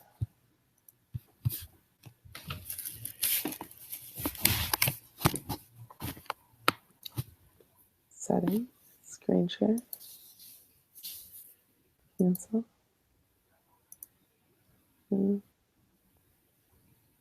Is it still screen sharing? Do you still see my screen? I don't know. I'm not looking at your screen, so I have no clue. All right. Well, never mind.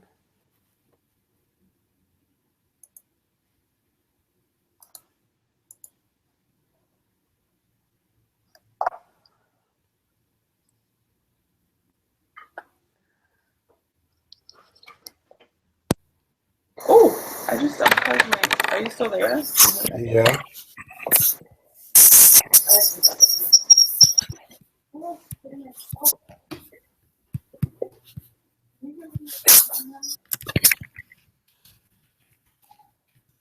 I need it. You have stolen my phone all day. Why don't you use your iPod?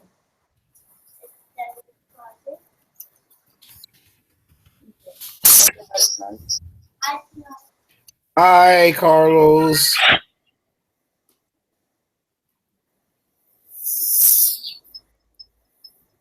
He's gone. He gave me my phone and he's pissed.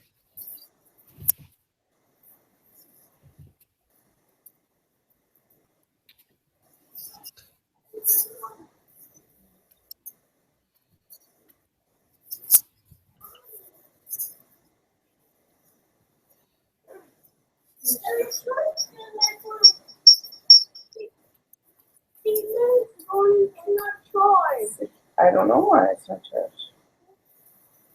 Why?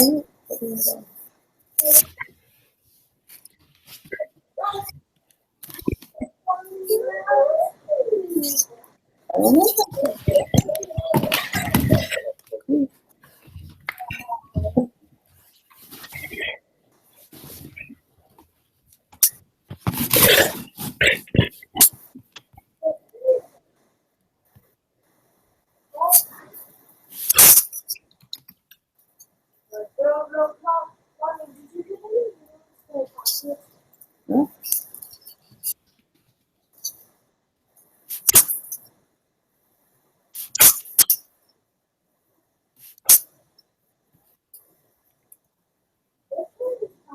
Now you're on Slack. What?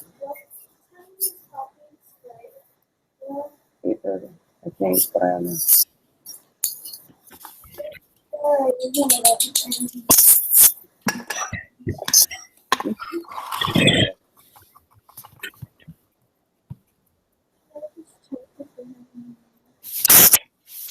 I don't have any emails for package. You can go track it if I just keep it. Is that Anna? It is Anna. That's her. Anna. Yeah. I have some bad news. Hello. Said what? I have some bad news, Anna. I forgot to give your dad back your headphones. Woo! I'm actually using them right now to talk to your mother. Phones all the time. That is like an injustice. What'd you say? He's stealing my headphones. She's stealing your headphones now? No, this is the problem. Oh boy. Oh, okay, so yeah, I'll send you out some headphones, Anna. No, don't worry. Don't worry about it. One of us will be in New York or you'll be in Miami. Yes. You cannot have these back. These are mine and the ones They're mine. Okay. These are yours. These are Carlos. Carlos is going to have the American. What does Anna approve? Yeah, that she approves that you saying the headphones. That's why I said I had some bad news. Oh, I was telling your husband that that Carrie.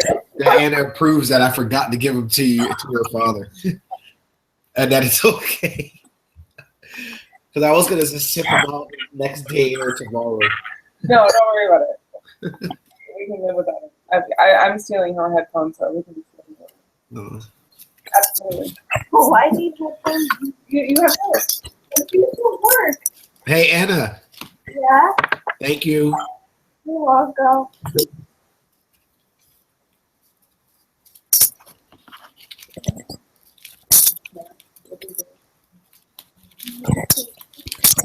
All right, so what are you going to show me now?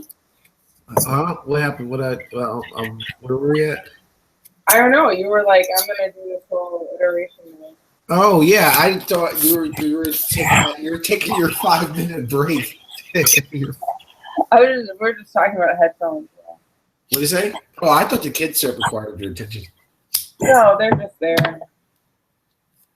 you're gonna let me listen to Justin Bieber. What happened? Anna's like putting in Justin Bieber. Love yourself. All Okay, are we ready to go here? right, are you gonna show me something here? Yeah, I've been sharing my screen. All right, I see it. It's not like this.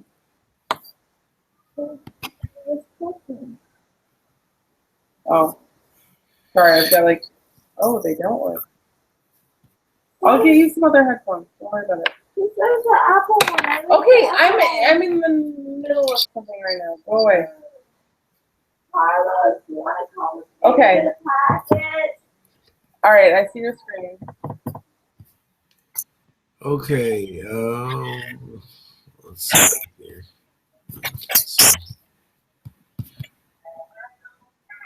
Okay, at license, okay, no license. So we're gonna make a new repository called ESG. You ready? You ready? ESG repository. Okay. You ready? I'm ready. All right, there you have it. Boom. We have a new repository called ESG. Where is that? I don't even know where you are. But that's I'll send you the URL for it right now. okay. I don't know that I see the thing is. Like you got me in this GitHub thing, and now I have like 50 messages, 100 or so messages a day on GitHub. And Yeah, well, hold on. I have empathy for you, Julie, because I feel your pain with all of the messages that come through, but I have zero sympathy if you haven't paired with Noel yet. I will pair with Noel, but the fact is, like, you are an expert in the tech stuff in the CTO, and then This is true. on the PhD side. I can't really hear you though. All right, I'll put those damn headphones on again, the ones that I had from again. I am more on the ESG side, and then sometimes there's tech stuff, like keeping up with changes to the website in a very detailed manner. Right. Well, yeah, like I said, it's because you have all of the notifications on full blast. If I were you, I'd be ludicrous if I even kept something like that on. Actually, No, it's like there's only so much I can hold in my brain, and I need to realize where I can contribute something, and not try and keep up with stuff. right. So the same way that I do, like say with Julie's ESG presentations, I have selective amnesia and selectively take the things that I believe are valuable, and then it's how do you create filters. What is so bad about that? I don't want to pick it up and she's Move those tissue. Don't let her chew those up. Sorry. saying, Move. Just get those. I'll put them on a table. She's gonna change my iPod password. All right, you don't have to go pick up the package. Sorry for the distraction here. Hello. All right, I'm here. Sorry, there was just some drama. Okay. However, you being a part of this ESG repository is critical, and here's why. Because so 10 years ago, your mother would have said, "Oh, Julie's all involved with this tech stuff. She uses Microsoft Word, and it's it only is." It only is scary if you look at it that way, but if you don't have, and I almost can promise you this, the less you input into this repository, especially, the higher the probability of something not being built properly. Okay, so what is this in this repository? If I have to sit and hold your hand the entire, however many Pomodoros we have to do, or Lizzie, that is a must. And the thing is, if it's too technical, then we did something wrong. Okay. All right. So what is this on? This is GitHub. Okay. So this is the only thing I want to subscribe to on GitHub. And I'm going to pair with Noel on that. I'm going to actually send him a message on Slack right now. Yep. Because all of your concerns that you had for the marketing side should now be over, correct? At least for the time being. I have no idea. There was stuff that I stopped responding to because I got busy with work. And then there were some issues like Yeah, there's one, and they call it social responsible investing, and then I honestly think that the term that's really accepted in the industry, it's what is it? Socially responsible. I forget. I even forget. But there's a different terminology that's sort of industry accepted that I need to sort of get into a spat about or a discussion about. But other than that, I think they're largely addressed. Okay, excellent. But I only want, but I'll pair with Noah on that.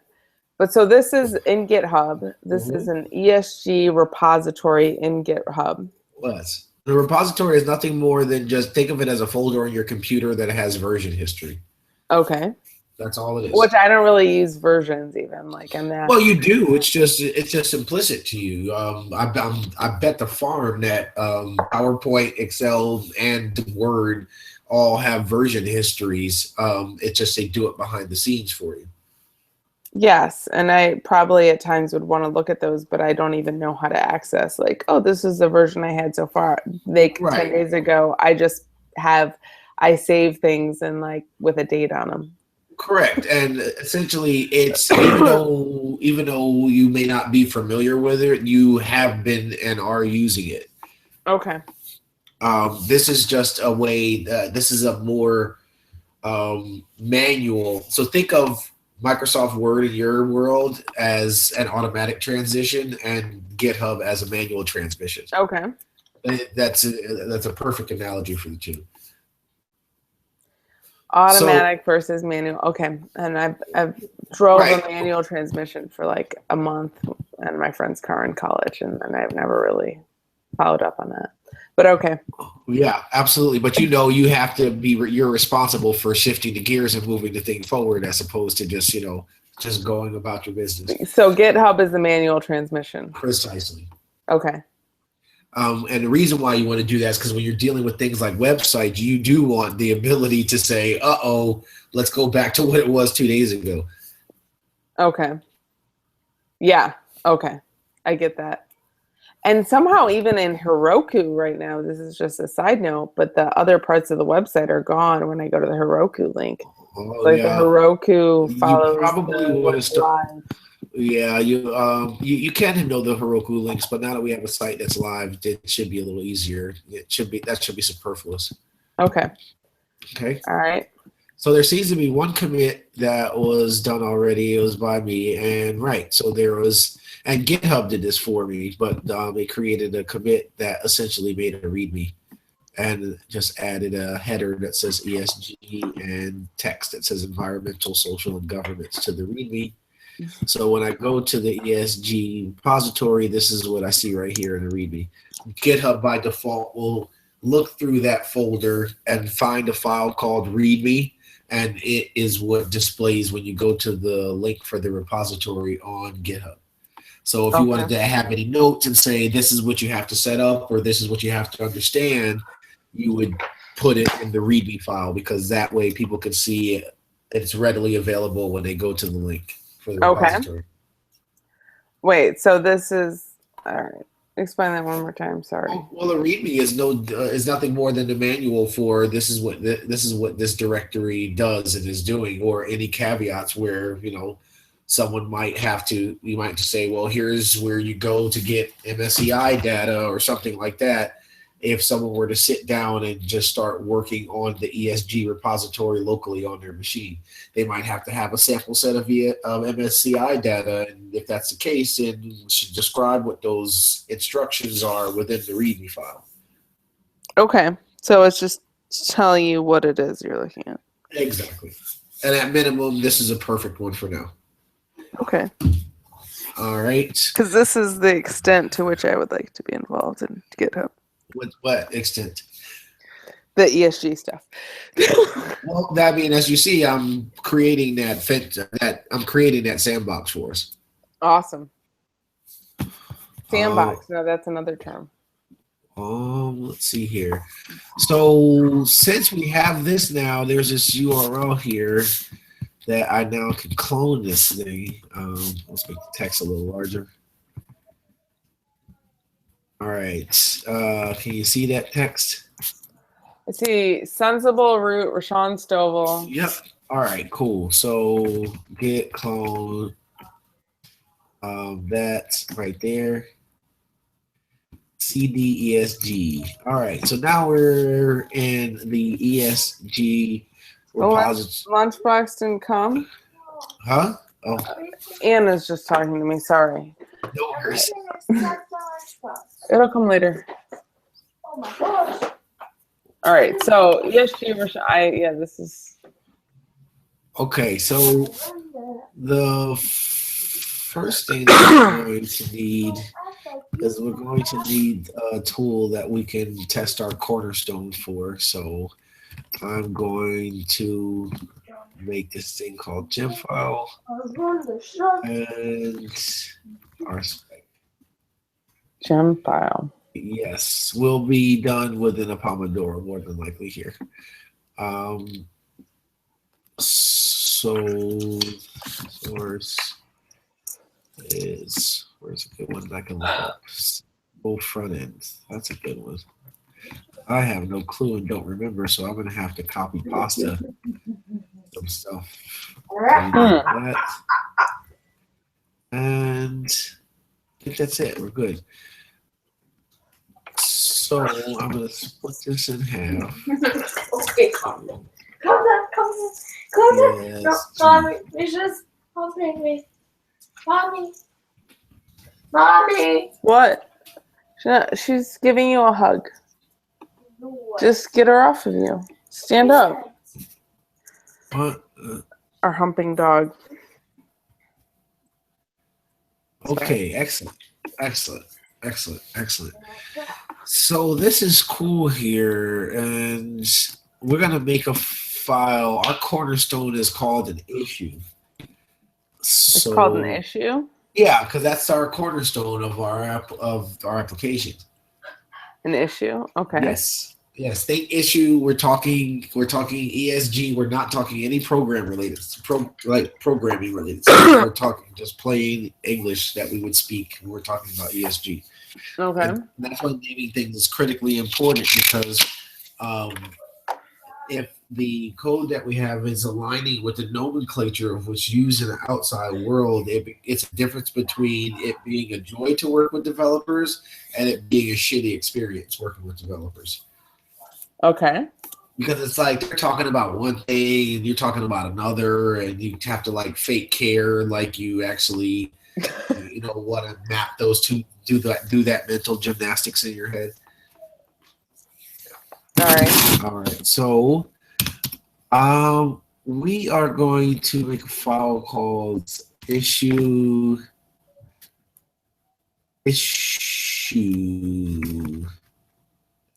Wait, ISSUE, right? I just had a mental fart about that. That's how you spell issue. You got it. It looks weird. It looked weird for a second. Okay. Sometimes let's do that. All right. So, we are going to say spec issue. What? There it is. Okay, excellent. So, and we're going to copy over Sensible front end, just adding a couple of things to front end, to our application that we're going to need. What is it? Okay, now when we run our tests, cool. So we have, and really the concept is this.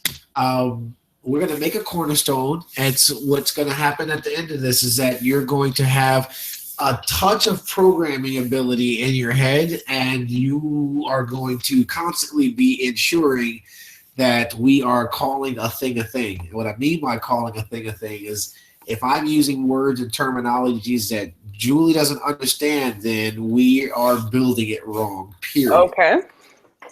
Are you down with that exercise? That makes sense to me. Right, and I'm totally serious about that. If we're using terms that you don't understand, then we're doing something wrong. Popsicle that I made.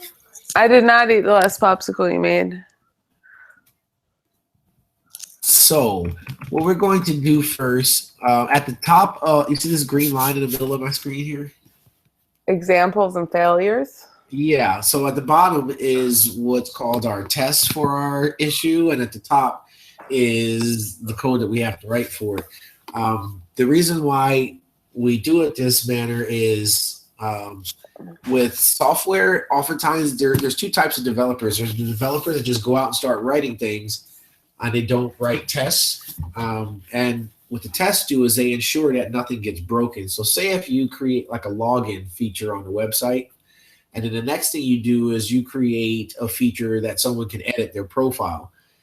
If you don't have a test, you potentially could break the login feature and not realize it unless you manually go and every single feature you add to your project, you have to go back and test the login manually. So you can imagine how painful that would be and how much freaking time that would take.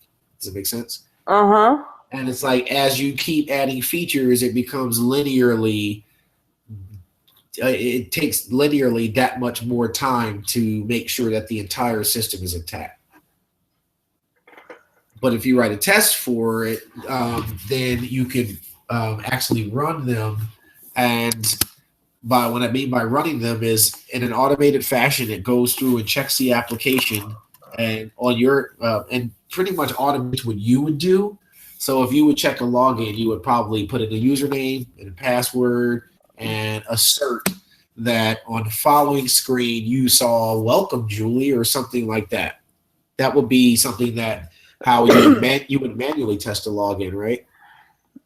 Okay. Does that make sense? Like if you logged into your Gmail, you probably, okay, I want to see if my login's working. I use my username and password, and then I see something on the following screen that lets me know I'm logged in. I mean, I guess I always just log in. I don't even log in actually that much. It pisses me off when I have to log in because on the devices I use, it just logs in automatically. Correct, but even though it's logging in automatically, that still is a feature that can manually be done if need be, or else you would never have gotten in the system the first time. Okay. And so the distinction between that just working automatically, sort of when I go to log in, and then what you're talking about if you have to test it every time is what? You would it would just take say it took you 10 seconds to actually log in. Every single time you built a new feature, it would be testing that feature and 10 seconds, as opposed to having some automated script that'll just do it for you. Okay, gotcha. And you get feedback within a matter of, well, we'll find out. 0.00. So far, we're at 0.00036 seconds. Okay. So you think you can log that's how long it took to run no tests. Okay. So we did it really quickly. Yes, of course. So the first thing we're going to drop the concept of login and let's get back to these issues. How about that, Julie? All right. Sounds good. So we are going to first describe what are those things called? Issue. Yeah, that's what it's called, an issue. And wow. Oh my gosh, I'm writing JavaScript. It's been so long. Let's see if our test still works here. It still does. No examples found. So an issue. Let's say an issue, it has or that's not what it is. Actually, for each issue, and now we're going to describe the features on the issue. So we're going to describe, I think an issue has a name, if I'm not mistaken. Does that sound about right? So I'm not sure. I don't know. I have no idea. Well, a name. What I mean by a name is like, what was that first issue? Electronic what? So if you have an issue, like a key issue, are you talking about? Oh, that's interesting. So now we're getting somewhere. It has a key or not, perhaps. So I'm just making that little mental note right there, just because you said it. Well, I don't know if it's a key or not, but that way that MSCI classify, I really have no idea because this is a different language to me. Well, this maybe MSCI is a different language to you, but this has to be exactly the language that you want to speak. Okay, I understand MSCI a little better, but I've just looked at it more maybe. Got But it. so if you're saying an issue, if you were sort of to frame it, I don't know, say we're calling, I don't know. I'm just not sure exactly what you're referring to here. Okay, so But on the Apple the issue card, one of them was called like it was about how much you were saying Apple has a problem with it because they build a lot of hardware. So electronic waste. So yes, that's their that's it. issue. There's a key issue. So you're talking about issues. There's 38 Yes. key issues overall that MSCI is giving us data on, and then another slew of issues that CSRR Hub is giving us data on. Wait a minute. I don't think there is a key or not. I think if it is an issue, it is in essence. We can a call it key an issue. We don't need to add the term key issue. Excellent. But if it's from MSCI, there's issues, and then each of those issues have names, and those Nice. Now you're talking. and the names are specific. Okay, so these names you're talking about, is there anything in particular about the name you would say that it always has, like, so for instance, one thing I would say is that you can't create an issue, well, you can't have an issue in a system that doesn't have a name. Does that sound like a fair assessment? Like, so Say that again? there would never be an issue within the system that didn't have a name. Is No, that fair? because you're only going to have scores on things that are key issues, and you're not even going to have scores on all the key issues for all the companies. You're going to Well- have a specifically named key issue if you have a score on something Well- that's going to be relevant to what we are looking at. Right. So Or now, weight now or- you're now you're or talking. Now you're talking because when you have to understand is that when you're getting an off the shelf product, you're usually trying to retrofit your concepts or business or whatever into this product. So you're Okay. kind of like whittling away the features you don't need. So in Microsoft Word, you don't really use the version control. It's there and it's being used, but you sort of filter that out because it's not necessary for your day-to-day tasks, right? Mm-hmm. However, when you're building bespoke solutions, which is what we do, it's more of you are building it up, like you're building the snowman up from a single snowflake, as opposed to something's already built for you and you're just figuring out the a la carte, the pieces that you want to use. So just like what you said right there, we would never have an issue within our system that doesn't have a name. Like, it may sound trivial to you, but computers are stupid and you have to tell them what to do, actually. Okay. So if you have an issue, we say that it has a name.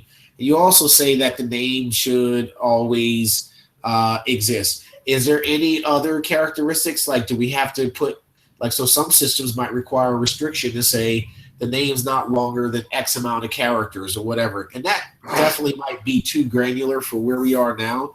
But we could just satisfy our issue cornerstone with just asserting that it has a name whenever we create one or one's within the system. Is that fair enough? Well, I think you can say it has a name, but I don't think you're going to have a name. Well, every issue, there are issues and there's a small universe of names. But Okay. not every company that we are rating is going to have an issue for a specific name. Well, that's absolutely right. But we'll focus on that when we get to the company, because we want to make sure we focus on our cornerstone. And what you're doing when talking about the company is akin to talking about how you want your bathroom on the house when we're building the cornerstone. Does that make sense? Does that make sense? Yeah. Okay. Okay. All right. So it has a name. That's fair. It has, what else does an issue have? I think there was name. It has a weight. Has a weight. Okay. Not all of them have a weight either. But they do. Even I if guess the it's weight- 0%. If it's not, exactly. Now Okay. you're talking. Now you're talking. Because now saying that, I'll tell you what they don't have. Not all of them have quartiles. That's they when do, you I think. No, remember some had NA. Did they, well, that, let me look. Where I just screwed up my computer here. Where did it go? Presentation. I think they all have quartiles. I feel like they do. Where can I find that presentation that I just gave? Boom. No, that's all Word documents. I think they all have quartiles, but maybe not. But it doesn't matter if we're looking at this. If they still have a quartile. No, because if they're going to be. Ooh, let me look. Damn it! I need to find it. 1 second. No worries.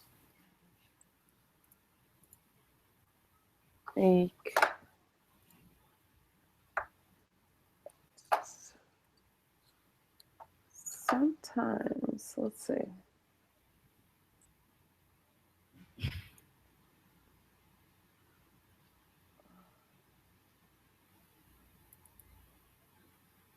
All right. So if we go, you know what it is?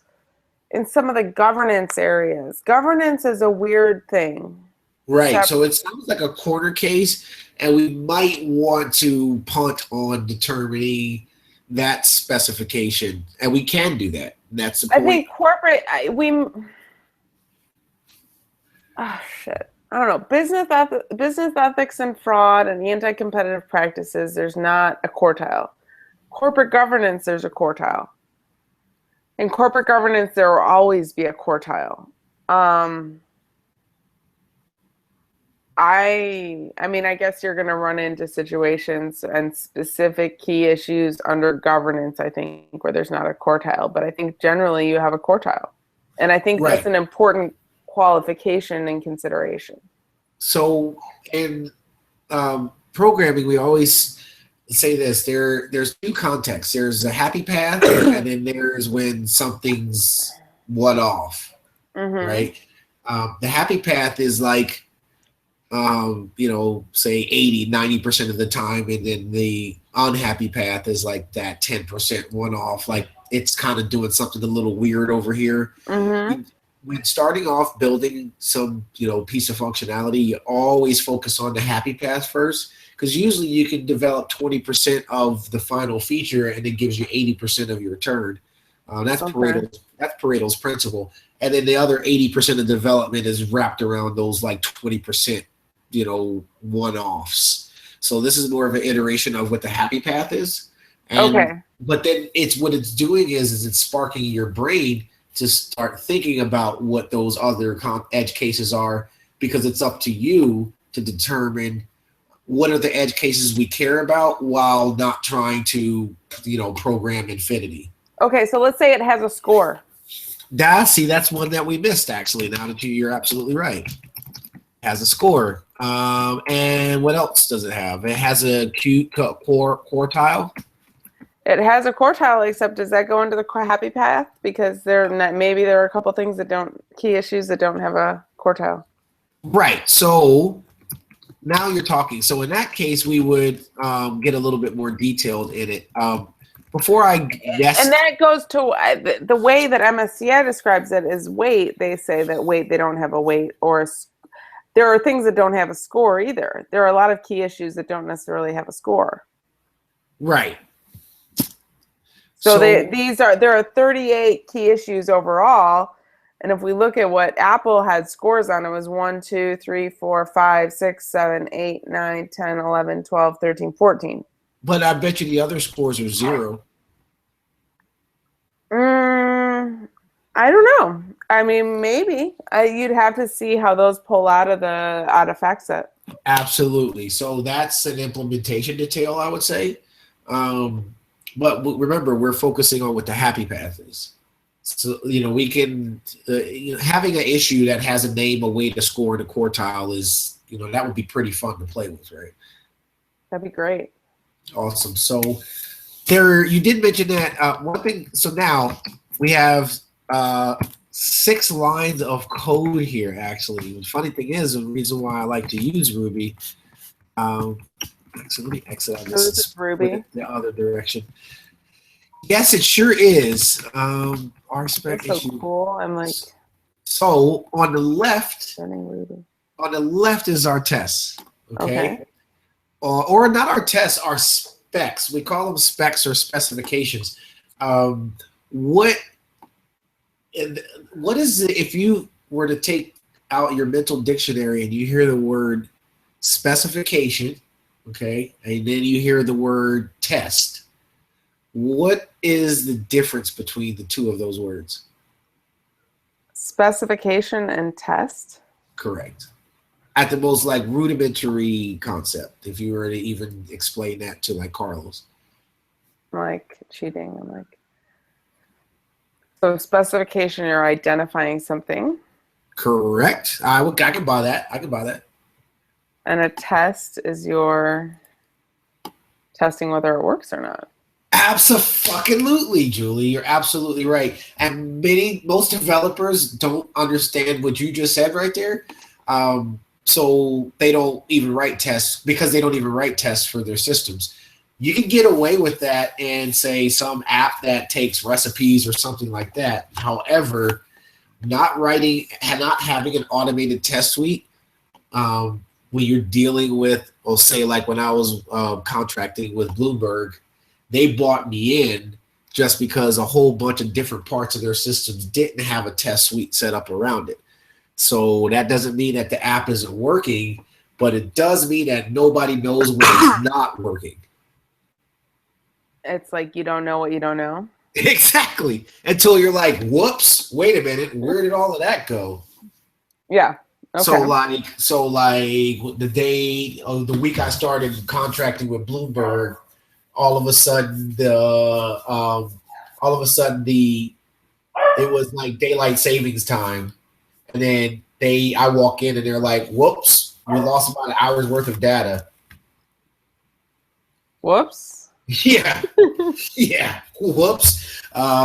That's what Tom says. He says that the two phrases you never want to hear when dealing with applications is whoops and oh shit. That's what Christian said when I found out I was pregnant with Anna. Like, oh shit, oh shit, oh shit. Oh, we were both in grad school and had like no income whatsoever. Oh, right. Well, there you go. That'll kick some fire in your. Usually, the oh shit is the one that kicks some fire in your ass. Yeah, that's good. Then he went and was. It's not that it's good or it's not that it's good or bad. It's just a thing, right? It's just a thing. It was a very good thing, but it was a little bit of a shock. Absolutely. So what we're staring at here on the left are specifications. I like to call them specs, right? And down here is the name of this file. So if you looked at the name of this file, the file extension .rb stands for Ruby, just like how Word is .doc. And do you think we got a pretty damn good name here for that specification? It has a score. No, right here, down here. Where else is Issue spec. Yep, that's the name of the file we're in. Okay, I guess. I don't know. Sure, why not? So, and what this file's intent is to always be testing that the spec, our cornerstone, works properly. And what here is our cornerstone?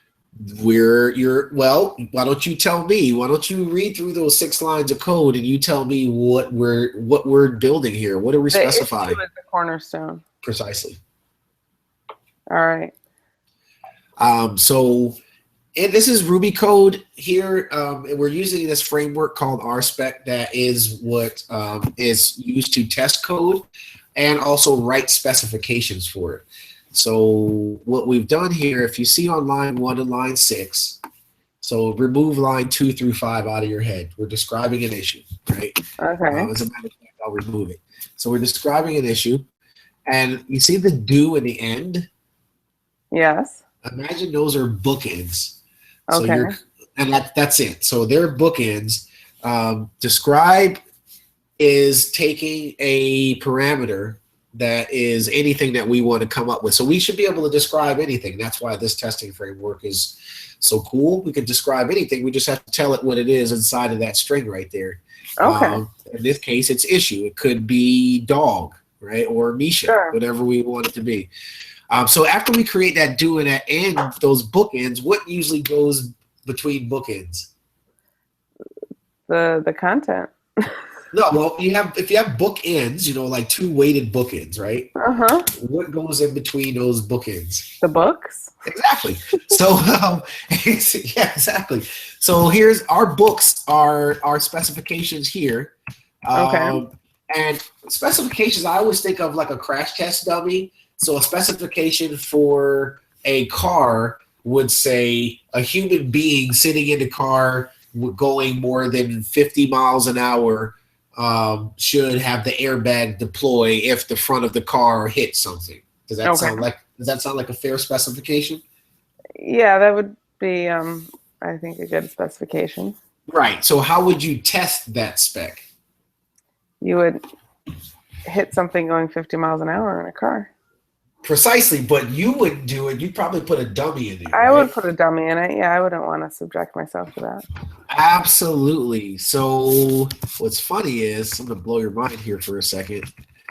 Let's see here. Where is it? Tell me. Oops. What? Where is it? Dummy pass spec. Dummy what?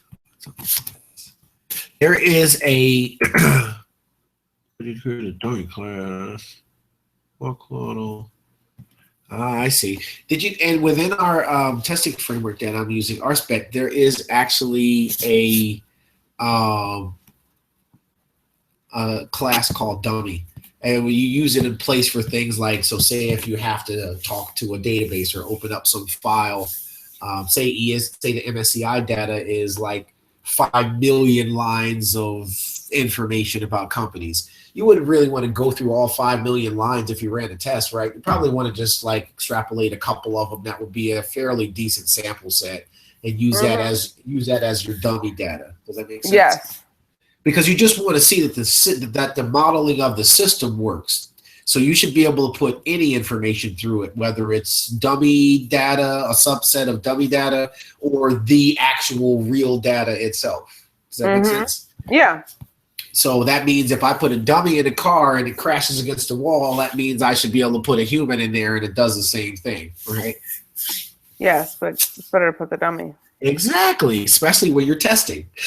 Yeah, you don't want to say whoops and oh shit with a human in the front seat. No.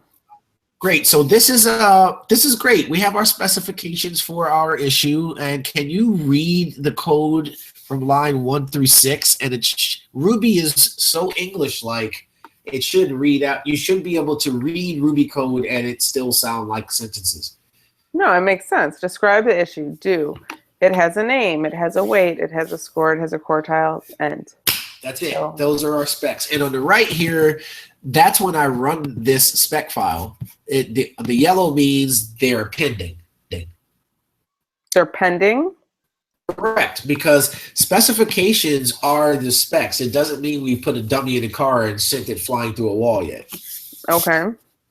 So what I'm going to do is create a subject, and that subject is going to be issue .new, and we're going to make a new issue. That should do it. So what happens when I run this? We'll do our first test whether it has a name. Wow, that's interesting. Oh, I see.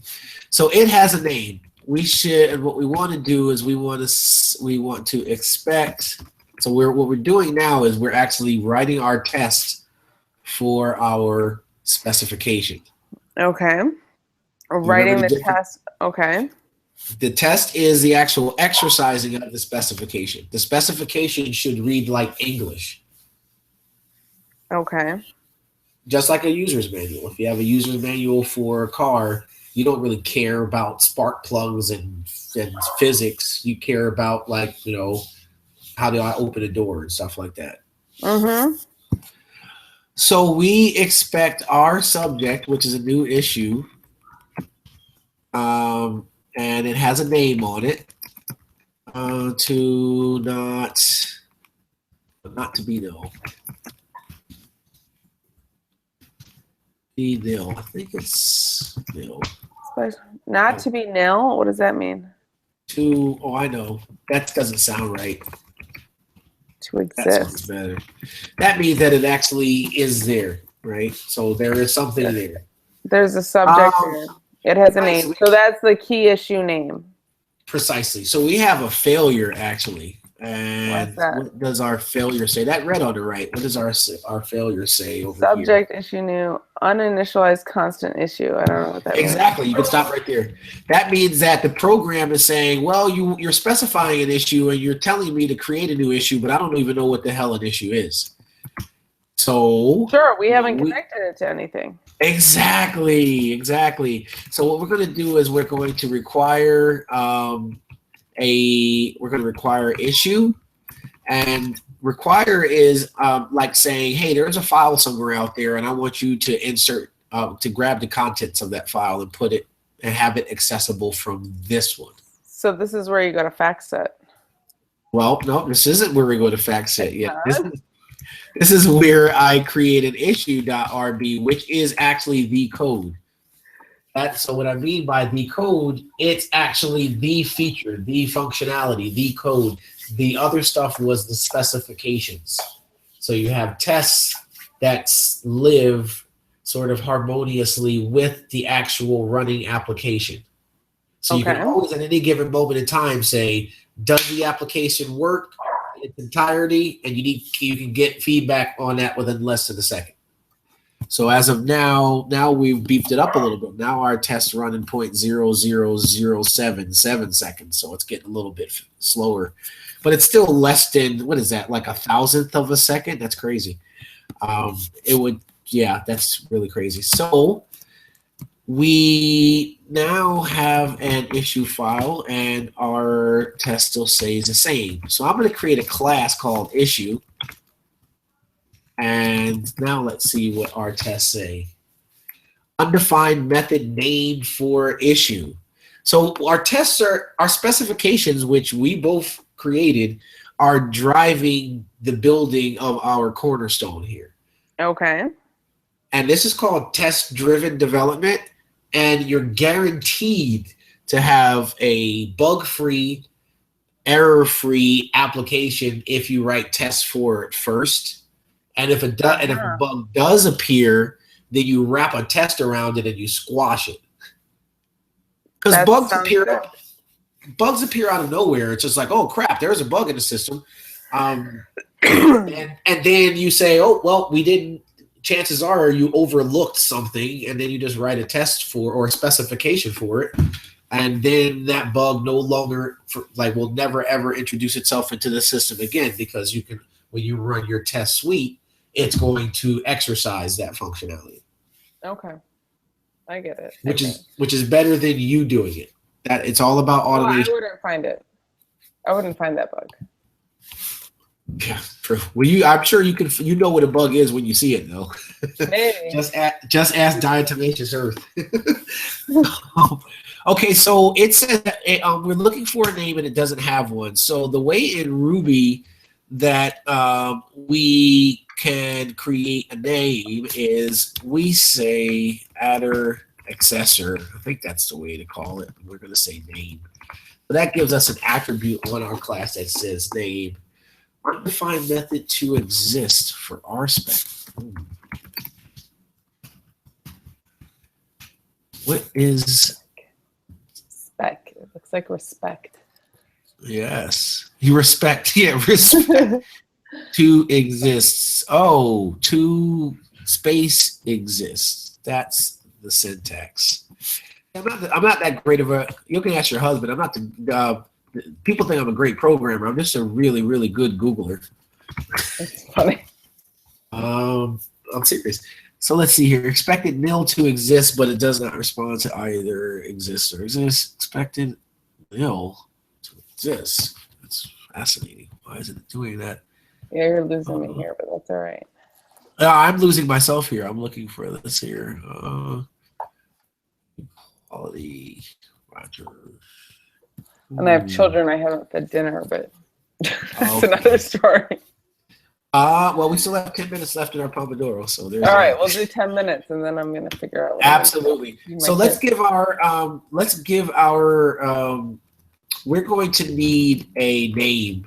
So what's a good name that we can have for an issue? And it can be anything. We're going to make something up. Well, that's what we talked about. Well, here we're talking specifically about the MSCI key issues, right? Don't overthink it.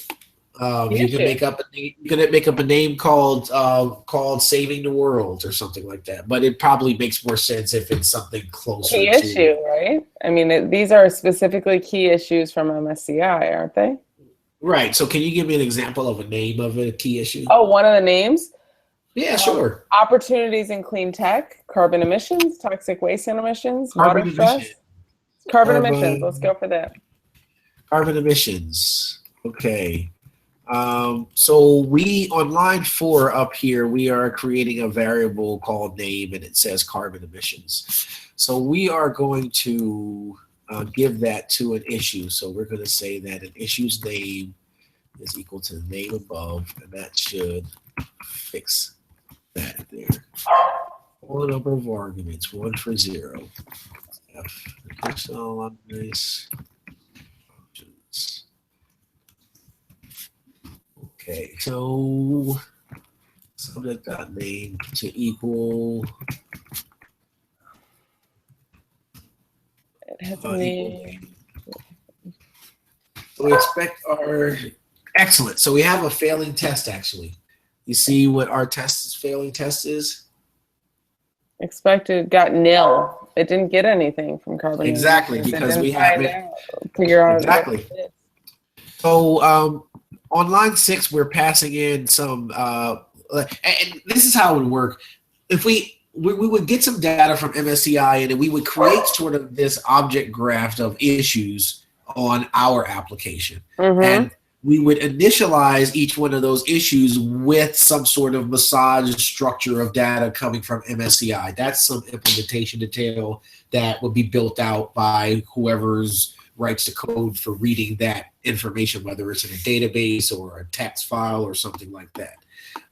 This right here is the code on our side.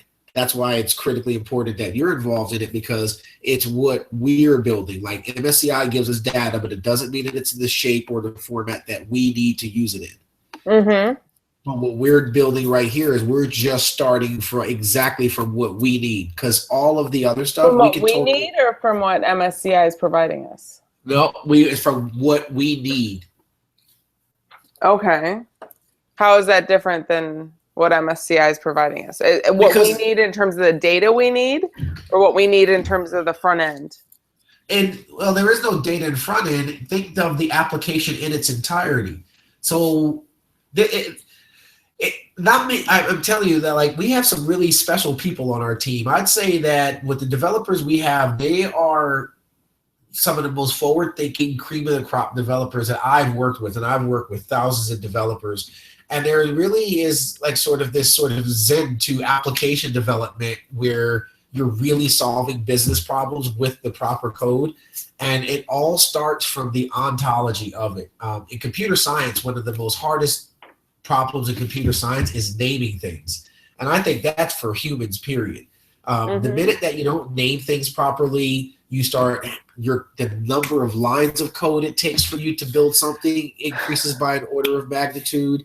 Your frustration increases by orders of magnitude. The ability to even have a conversation with someone, and also introduction of bugs, because when two people are talking about different things, like I always, some people say I'm extra pedantic, but I'm like, well, it's kind of nice when two people are speaking the same language. It's good to speak the same language with people you're talking to. Right. So what we're going to do inside of here, we've created sort of a template for what an issue looks like within our system. If you were to play God and you had a system that was an issue, we have a class issue. So, you would be a class human, and you would be Julie as an instance of that. And it has an attribute called name. And when we initialize this thing, we want to say that the name equals the options name that are coming in. And let's see what that says. Nice. 4 examples, 0 failures, 3 pending, 1 passing tests. Nice. We have our first passing test. So next up, We still haven't given them any information or data, though. Yeah, we have. We have an issue with a name that says carbon emissions. Okay. I bet you we do. Watch this. If I print out subject.name, I bet you it's going to say carbon emissions. Where is it? Yep, it says carbon emissions right here. Okay. So I have a question for you. The name that we're putting here, is this the name in terms of the data we're pulling from MSCI, and that should that be corresponding directly to the key issue names in MSCI or CSR Hub? Precisely. Okay. And then later on, we'll figure out how that applies to what our name of the quiz answer that people are giving, that this is sort of going into. Absolutely. Programming is about creating models and abstractions of patterns that you recognize. That's all like that. Like the fundamental root of programming, if you understood anything without writing a single line of code, it's that right there. The ability to look around and pattern match and classify things, like that's what programming is all about. So we're really more creating a model that we should be able to put anything through it and build a system upon it. Okay. So like think when you were pregnant with Anna, you probably had a model in your head like hope whatever spits out of me has 10 fingers and 10 toes. That's a great model right there. Would you think? It's a very good model. Yes. Absolutely, it does. And honestly, it wouldn't matter what comes out because you're gonna love that. You're gonna love that model that comes out. But it's really nice if it had 10 fingers and 10 toes, right? Yeah. So that's what we're building here, and our 10 fingers and 10 toes are a name, a weight, a score, and a quartile. If it was a thalidomide baby, it'd still be okay. But all right. What did you say? No, thalidomide babies like in the 70s were missing fingers. Yeah, and it still would be okay. It would just be an anomaly, but not a bad or a good thing, just a thing. But yes. So I copy pasted line 9 to line 13. If you look at the spec for it on 12, how would you change 13?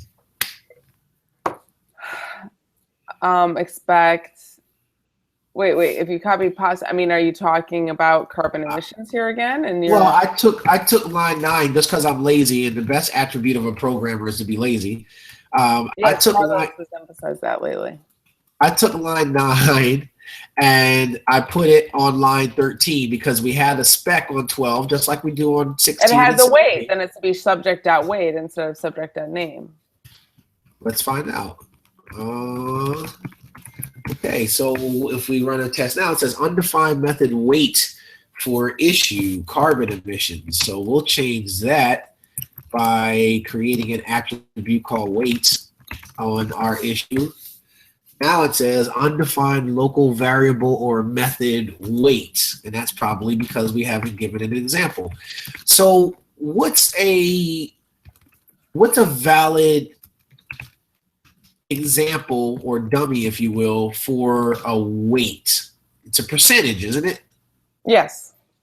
So is it this, which I think is kind of painful because this is just a string representation, that really is that. See the difference? Sure. So what is the difference between that and this? Writing out 20% and writing out the decimal 0.2. I mean, it's just a different way of representing the same number. Precisely. Which one would be more closer to what you would call data and numbers? I guess 0.2. Exactly. Because if we wanted to format it, it seems like to me 20% sign is a formatting thing. It has nothing to do with the actual data, which is what we would use to do calculations, correct? Yes, but so this is where I'm a little confused here, is where you're putting in an actual number here for weight, and the actual number is something that we would pull from MSCI. It's just a dummy. It's just a dummy. Think the dummy in the car. We're just saying that every issue should have a weight, and now you bring up a good point. I'm hard coding this number in here, and that's called the magic number. That's a very good point, Julie. And this is what a lot of developers do as well. Because what happened, this happened at Bloomberg. Like, we put in a magic number like this for a test, and when it went to 0.3, the system broke, but we never knew that. Wow. And then the system broke, and you're like, why'd it break? Exactly. So with regards to weight, I would say really it could be anything from 0 to 100.0. Would you agree? So now you're just putting in a range for the weight, which makes more sense. Right, but I'm not only just putting in a range for the weight, I'm putting in a range and I want to sample it. So I made a new screen on the bottom left of my screen, and I'm in Ruby. And if I have a range of 0.0 to 100.0, I get a range back. What happens if I sample that? If I gotta convert it to an array. Can't iterate from floats. That's interesting. Zero range. Random element from range Ruby. I want to get something random out of there. Would it be a fair assessment as a good specification that as long as it's between 0 and 100, 0.0 and 100, that, wait a minute, it's not 100. It's 0.0 and 1.0, Julie. I'm surprised you didn't catch me on that. I'm not a math person. Yes, I see. right. I see. I see. I don't even look at Quicken. Oh, okay. So actually, I think that if I call rand, that's fair. So random seems to give, yeah, it just gives random gives us a number between 0 and 1. So could you firmly say that every single weight is going to be between 0 and 1? I would say so, because 1 is 100%. If 1 is 100%, then absolutely, yes. Awesome. Okay, so that's a fair enough assessment. So we're just going to have the weight just be random. And now it should stop complaining there. Now what does the test say? Failure error. Expected 0.836 got nil, got nothing. What about again? Expected 0.8895. Expected 0.177. Why is that running all over the place? Well, it is because we said that weight is just a random number between 0 and 1. And that's exactly what weight is. If you look at every single, I would be willing to bet a quarter, every single issue that comes to MSCI is going to have a weight between 0 and 1. Yes. So like 0.23 for 23%, 0.29 for 29%. Okay. It will. Yes, I agree. Right. So, and But that's a how fairly is it easy. like putting out numbers for weight right now? It doesn't have anything to base it on. Line 5. All I'm doing is line 5 right here. This weight. It's a random number between 0 and 1 is being assigned to weight, Okay. and then we're using that to test against. So this is just a test, and then later on we'll get to the Absolutely. point where it'll actually pull an actual weight number. Absolutely. We're just mocking out data right now. Okay. And you're absolutely right when you saw that 0.2, like why are you hard coding that one number in there? That's not really a good litmus test. It doesn't exercise all the possibilities. Does that make sense? Yeah, absolutely. So now we're going to say our weight is equal to, wait, I guess I could just use the same here and be lazy. Weight is our options coming in is going to be a weight field in there. So now we got 2 passing tests. Now what 2 tests do we have pending left? We have, oh wait, I'm just confused. We've named weight, so then we have to do On the right. We're looking on the quartile right. and score. Precisely. So now we're on quartile. So what we'll do here is we're going to say, so it has a score and it has a quartile. I'm going to copy pasta that down there. And what change do I have to make to 18? Subject.score. To equal the score. This score here on this side is what it's complaining about when it can't find the score. So that the score is going to be 0 to 10. Why didn't it? Oh, I didn't save it. That's why. So we have a failure. Undefined method score for issue. We can fix that by giving issue an attribute called score. That should be good. Okay. And now it should tell us what the next thing is we have. Undefined local variable score, which means that we just want to have a variable called score. And give me an example of what a score is. What's this high and this low? A 0 or 10? 0 to 10. Is it a fraction? There Or are is it a decimal? decimals. There are It is a decimals. decimal. Well, it's like, yeah, there's like 5.5, 1.8, 7.6. It's just going to the 10th. Okay, excellent. So it would be something like 0.0 to 10.0, right? Yes. What can I do with this thing? I can Whoa. select something each step again and first select. I guess I could select. What was I do? Can't iterate from float. Oh, I know what I can do. I can do random. Random takes 2 parameters. I forgot. Random takes that, and you said 10 is the high, right? Yes. 2 for, oh, right. So 0, 0. It's always going to start from 0, duh. And do I get, so I kind of don't like that using random as an example because I'm only getting whole numbers back, but it can satisfy us for now. But I don't like that we're only getting whole numbers back. But that's something that I can work on myself or with Lizzie. But for now, is a whole number a fair enough test? I know it's not 5.5, but if you got something that was 5, would that still be a score? It is still a score. I mean, it's not going to be as accurate as we'd like, but it's... Exactly.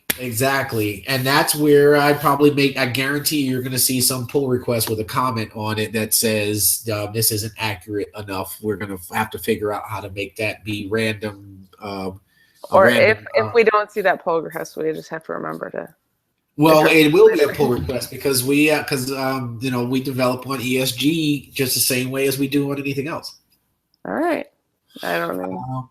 And that's stuff that's where I will step in and do a lot. So you can just really think to understand that we're specifying the right things and we're creating the right tools. Awesome. So now we're almost done here. We are almost done. I think we have one. We have quartile left. Okay, so we expect. And then I don't know how quartile. So score and weight. I know how those show up in the data. These like the stuff that we talked about today, that's generally just pulling from like the MSCI reports, which are like PDFs. Wait, hold on for a second. We're still we have a failing test still of the score. Oh, okay. Let's figure out the score. So it says 4. We're getting 6 now. 6, 4, 7, 1. Okay, that's fair enough random sample that we can use for score. So now score. That's our implementation. Now we have expected 7 got nothing. That's right. That's right. Right. So now we say score equals score. So that should make our test pass, and we do. We have 3 passing tests. We're on the last one. It's a quartile. Cool, we passed. So what is a quartile? Like, how is that? How do we represent quartile? Is it a number from 1 to 4? Oh, right. Right. Top 25, bottom 25%, top 50, bottom 50%, top 75%, top 100%, or in the on the top quartile. So we have to be careful with that. We have to be careful with that because correctly. because But- technically speaking, something, say a quartile that has 3 dots, it Mhm. should fall within the top 25%. It should fall within the top 50% and the top 75%.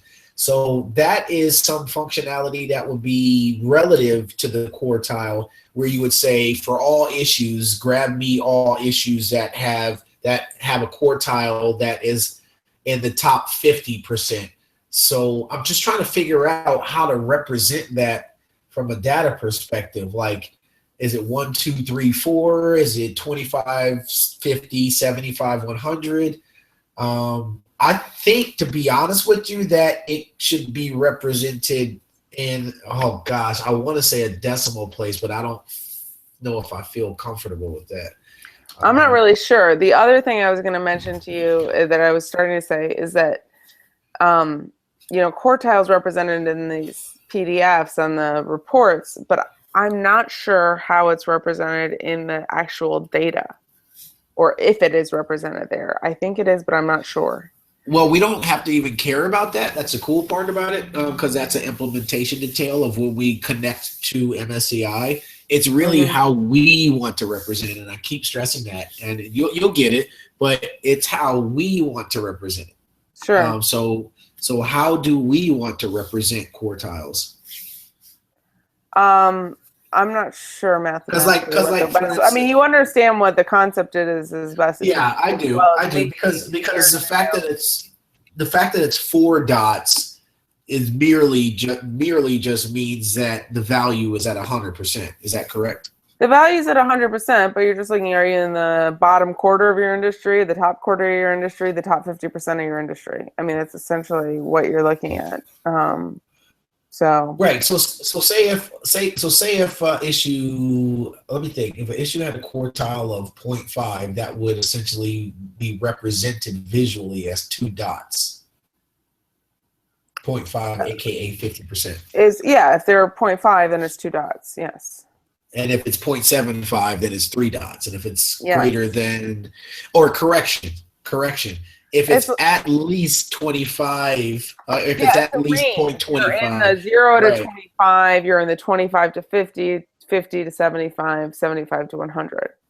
Right. So if it's at least 25%, then it's 1 dot. If it's at least 0.5, it's 2 dots. If it's at least 0.75, it's 3 dots. If it's at least 0.1, or if it's at least 1, it's 4 dots. That's how it will be represented, say, from a browser. But in the actual code, it will be represented as a decimal place more than likely. Because then we can just simply do that. We can say, okay, is it less than is it greater than 0.25? 1 dot. Is it greater than 0.5? 2 dots. And we can easily, that's like trivial. So I'm going to give that again another rand as a quartile, and it might change, but with the point of this instruction is to get through with this, and we can always iterate on it. Sure. So we have quartile, and that's just some random number, and it has a score. It has a quartile. So how do I, unintended, change line 24? I don't know. You put quartile. You're right. You do know. I do know. You Quartile. Okay, so now let's see what we have here. Undefined method quartile for issue. So we are going to add an attribute called quartile to our issue. And now let's say expected 0.78. So that would actually be 3 dots represented. And the way we add that to our test, quartile is equal to the quartile that we have up above. And now it failed. I think this is going to fix it here. Quartile is quartile. Okay, so guess what? Our entire test suite passes. Great. So what does that Now we mean? gotta figure. So what does that mean? We have well, we're not quite done yet. Get branch, get checkouts, dash B issue, and get status, get add gem file, get add gem file dot lock. Get commit dash m add gems. So now what else do we want to add to this pull request? Get add dot rspec options.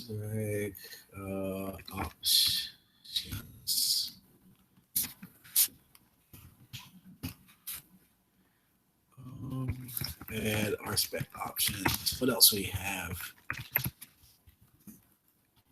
Issue issue specifications. Okay, so that looks pretty good. And we can push that up. So now we have a new branch up on our ESG repository, and we are going to compare and pull requests and issue specifications. That's good. That's good. I'm going to add a label called, well, can't add a label yet. Create pull requests. I'm going to have to tell Noel to add notifications for the ESG repository. Well, please add Slack notifications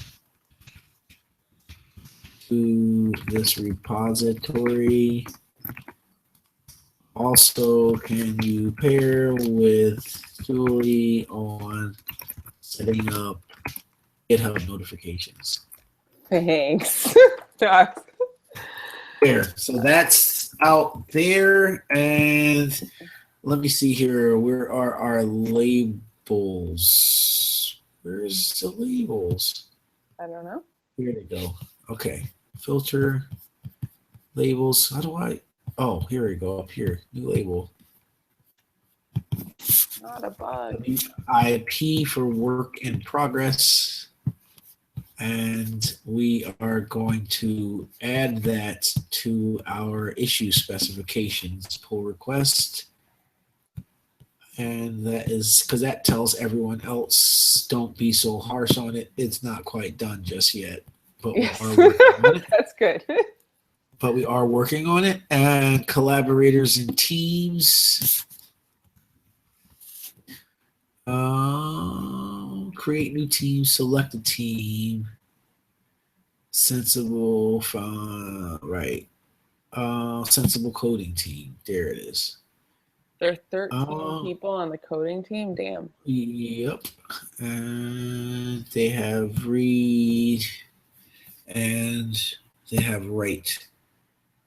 I'm not on that team, but yeah, but you are wait a minute, Fire School, remember, so that doesn't make any sense. Yeah, you are on that team. I bet you are. I am on the coding team. That's fucking insane. Excuse my possibly. French, but Oh, okay. So then now, since I added the people to the team, I can pay.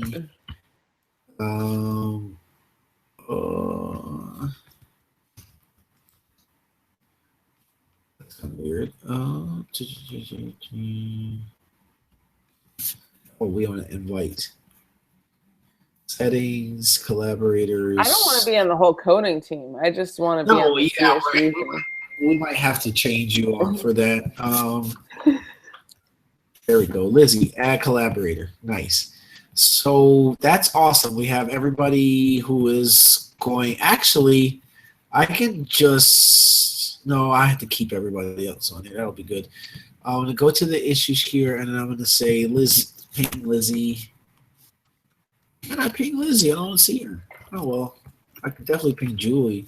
There you go. That's weird. Nice. Okay. Where's Christian? Christian's not here. He is. And you please add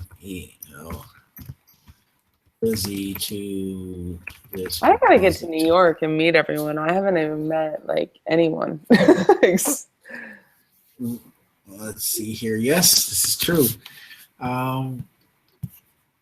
You should see my whole little pushback. Well, let's say it's not a group photo if Julie's not there. Aw, thanks. Oh no, I'm dead ass serious. You can ask your husband. You can ask your husband.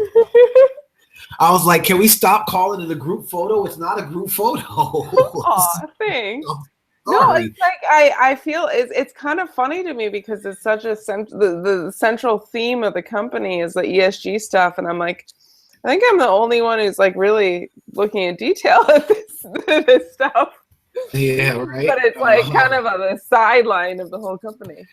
Absolutely. But it's not central to a lot of like everything else that we're doing either. I mean, getting everything. Well, now it is. Trust it me, needs to be, as of today. Okay, so I'm just over here. I'm playing around a little bit, but so we have 3 commits that's in this pull request. I added some gems, and that includes that tool RSpec that we use, which is this guy right here. That's what we use to do that whole describe and it stuff and everything, and specs and all of that. It's actually a plugin called RSpec. So we were writing in Ruby, but we were using like this package that allows us to use tools that have like describe it and some other functionalities in it. I have limited space in my brain. I don't think coding is going to be fine.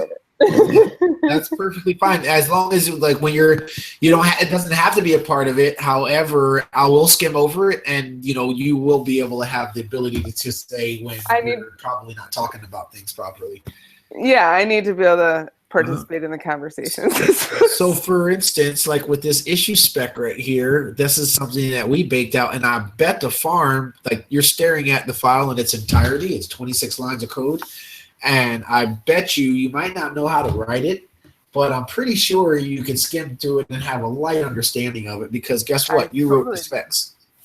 I did. There we go. All right. We're starting this process. Right. And so we do have we have a valid bona fide pull request, and I'm just going to throw this in internal and what's dev. the request for? Well, the pull request is this. Consider master. Master is like the blessed branch where it's like there's nothing wrong with it. It's pristine. And if you want to introduce something into master, the repository branch, you want to have a request to do it. You just don't want to throw things willy-nilly into it, because that puts production in a state of jeopardy. Okay. So it's like you kind of want to be building off on a tangent and be requesting to merge in all of the new functions and features or bug fixes that you're doing without tarnishing what master is. The master. Well, yeah, this is like early stage of figuring out this. Yeah, it doesn't make so much sense. It's less valuable like from pull request number 1, but now. I remember pull request number 1 for Sensible, the Sensible website. But when I go to it now, where are we at now? We are currently on pull request number 252. Yeah, I feel like I've gotten like almost every single one of those pull requests in an email since you signed me up for this like a few days ago.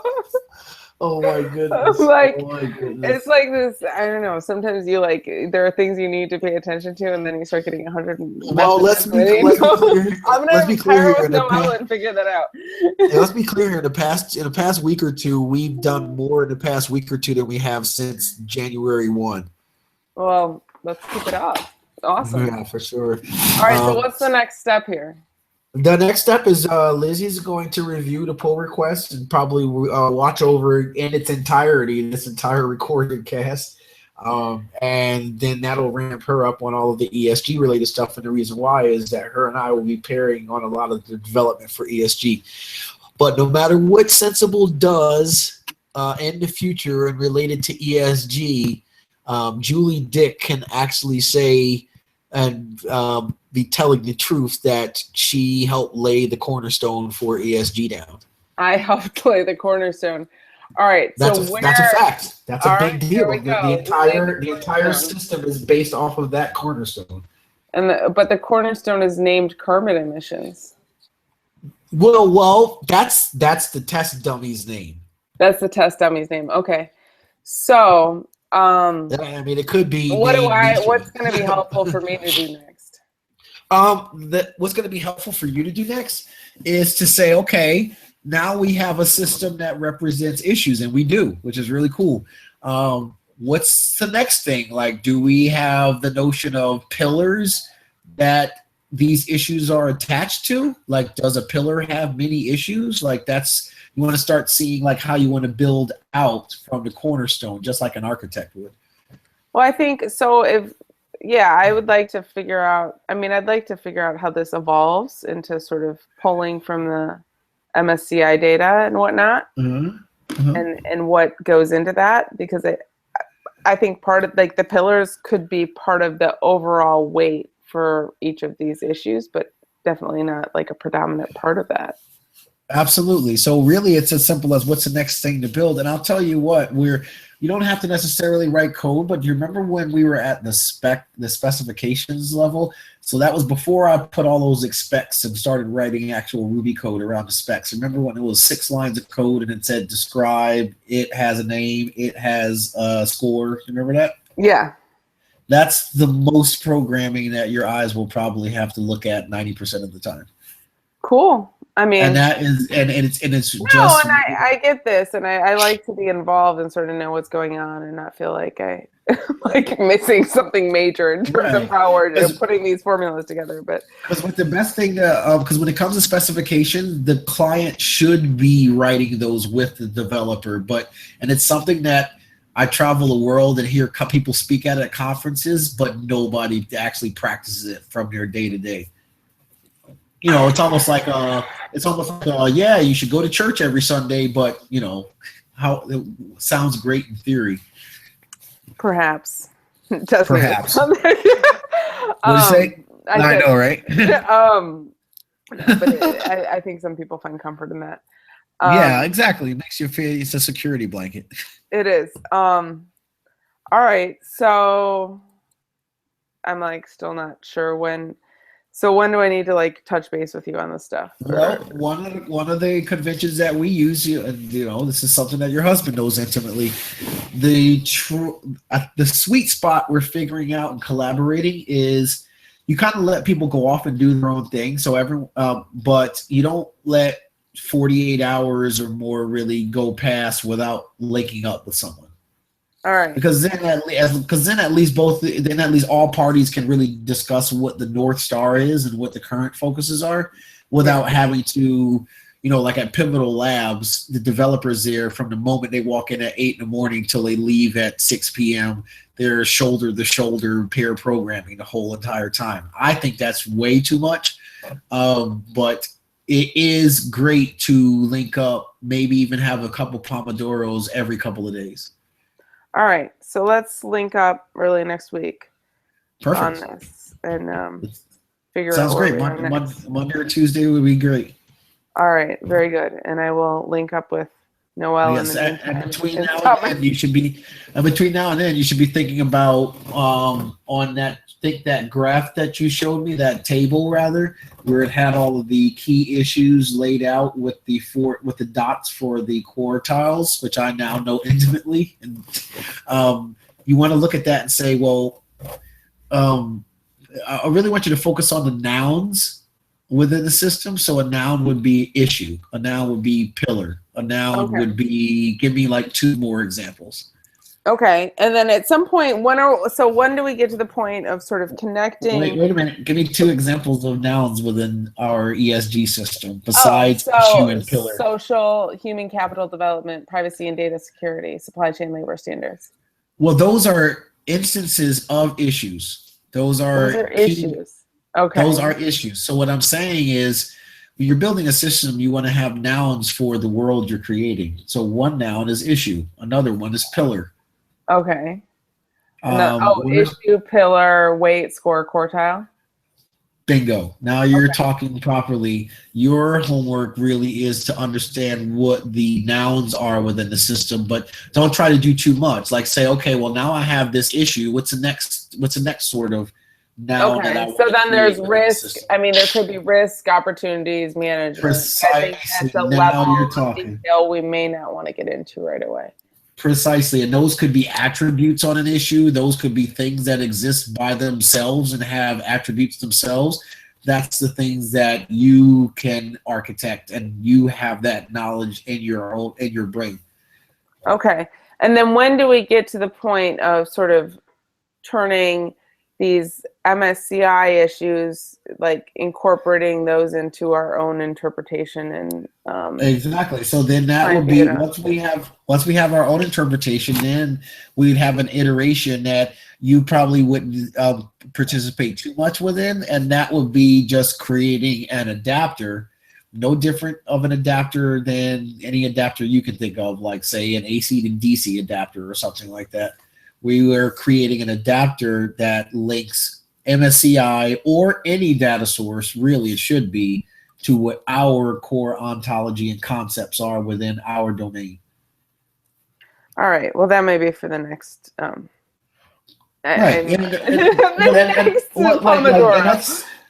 That's something that you wouldn't, more than likely, you wouldn't be involved with, because it's a lot of low-level stuff with saying, well, is the data a file? Like, we don't even know what the data looks like. No, but I guess what I'm concerned with is like that when we're going to have sort of a front end, sort of pretty marketing thing, like you're going to take a quiz and say, I care about this, this, and this. But I'm concerned with making sure that the this, this, and this that you care about is sort of accurately reflected in terms of what data we're pulling to. That's what specifications are for. All right. Well, we'll figure that out next week. All we're doing is creating a model just to stuff things through. All right. It sounds fantastic. 10 fingers and 10 toes. 10 fingers, 10 toes. Speaking of which, I need to get my kids some dinner. Yep. So have a good weekend. And have a great weekend. As usual, it's great pairing with you. You too. All right. Enjoy the cold. Yeah, Christian should be popping in any moment. If not, I know he's been like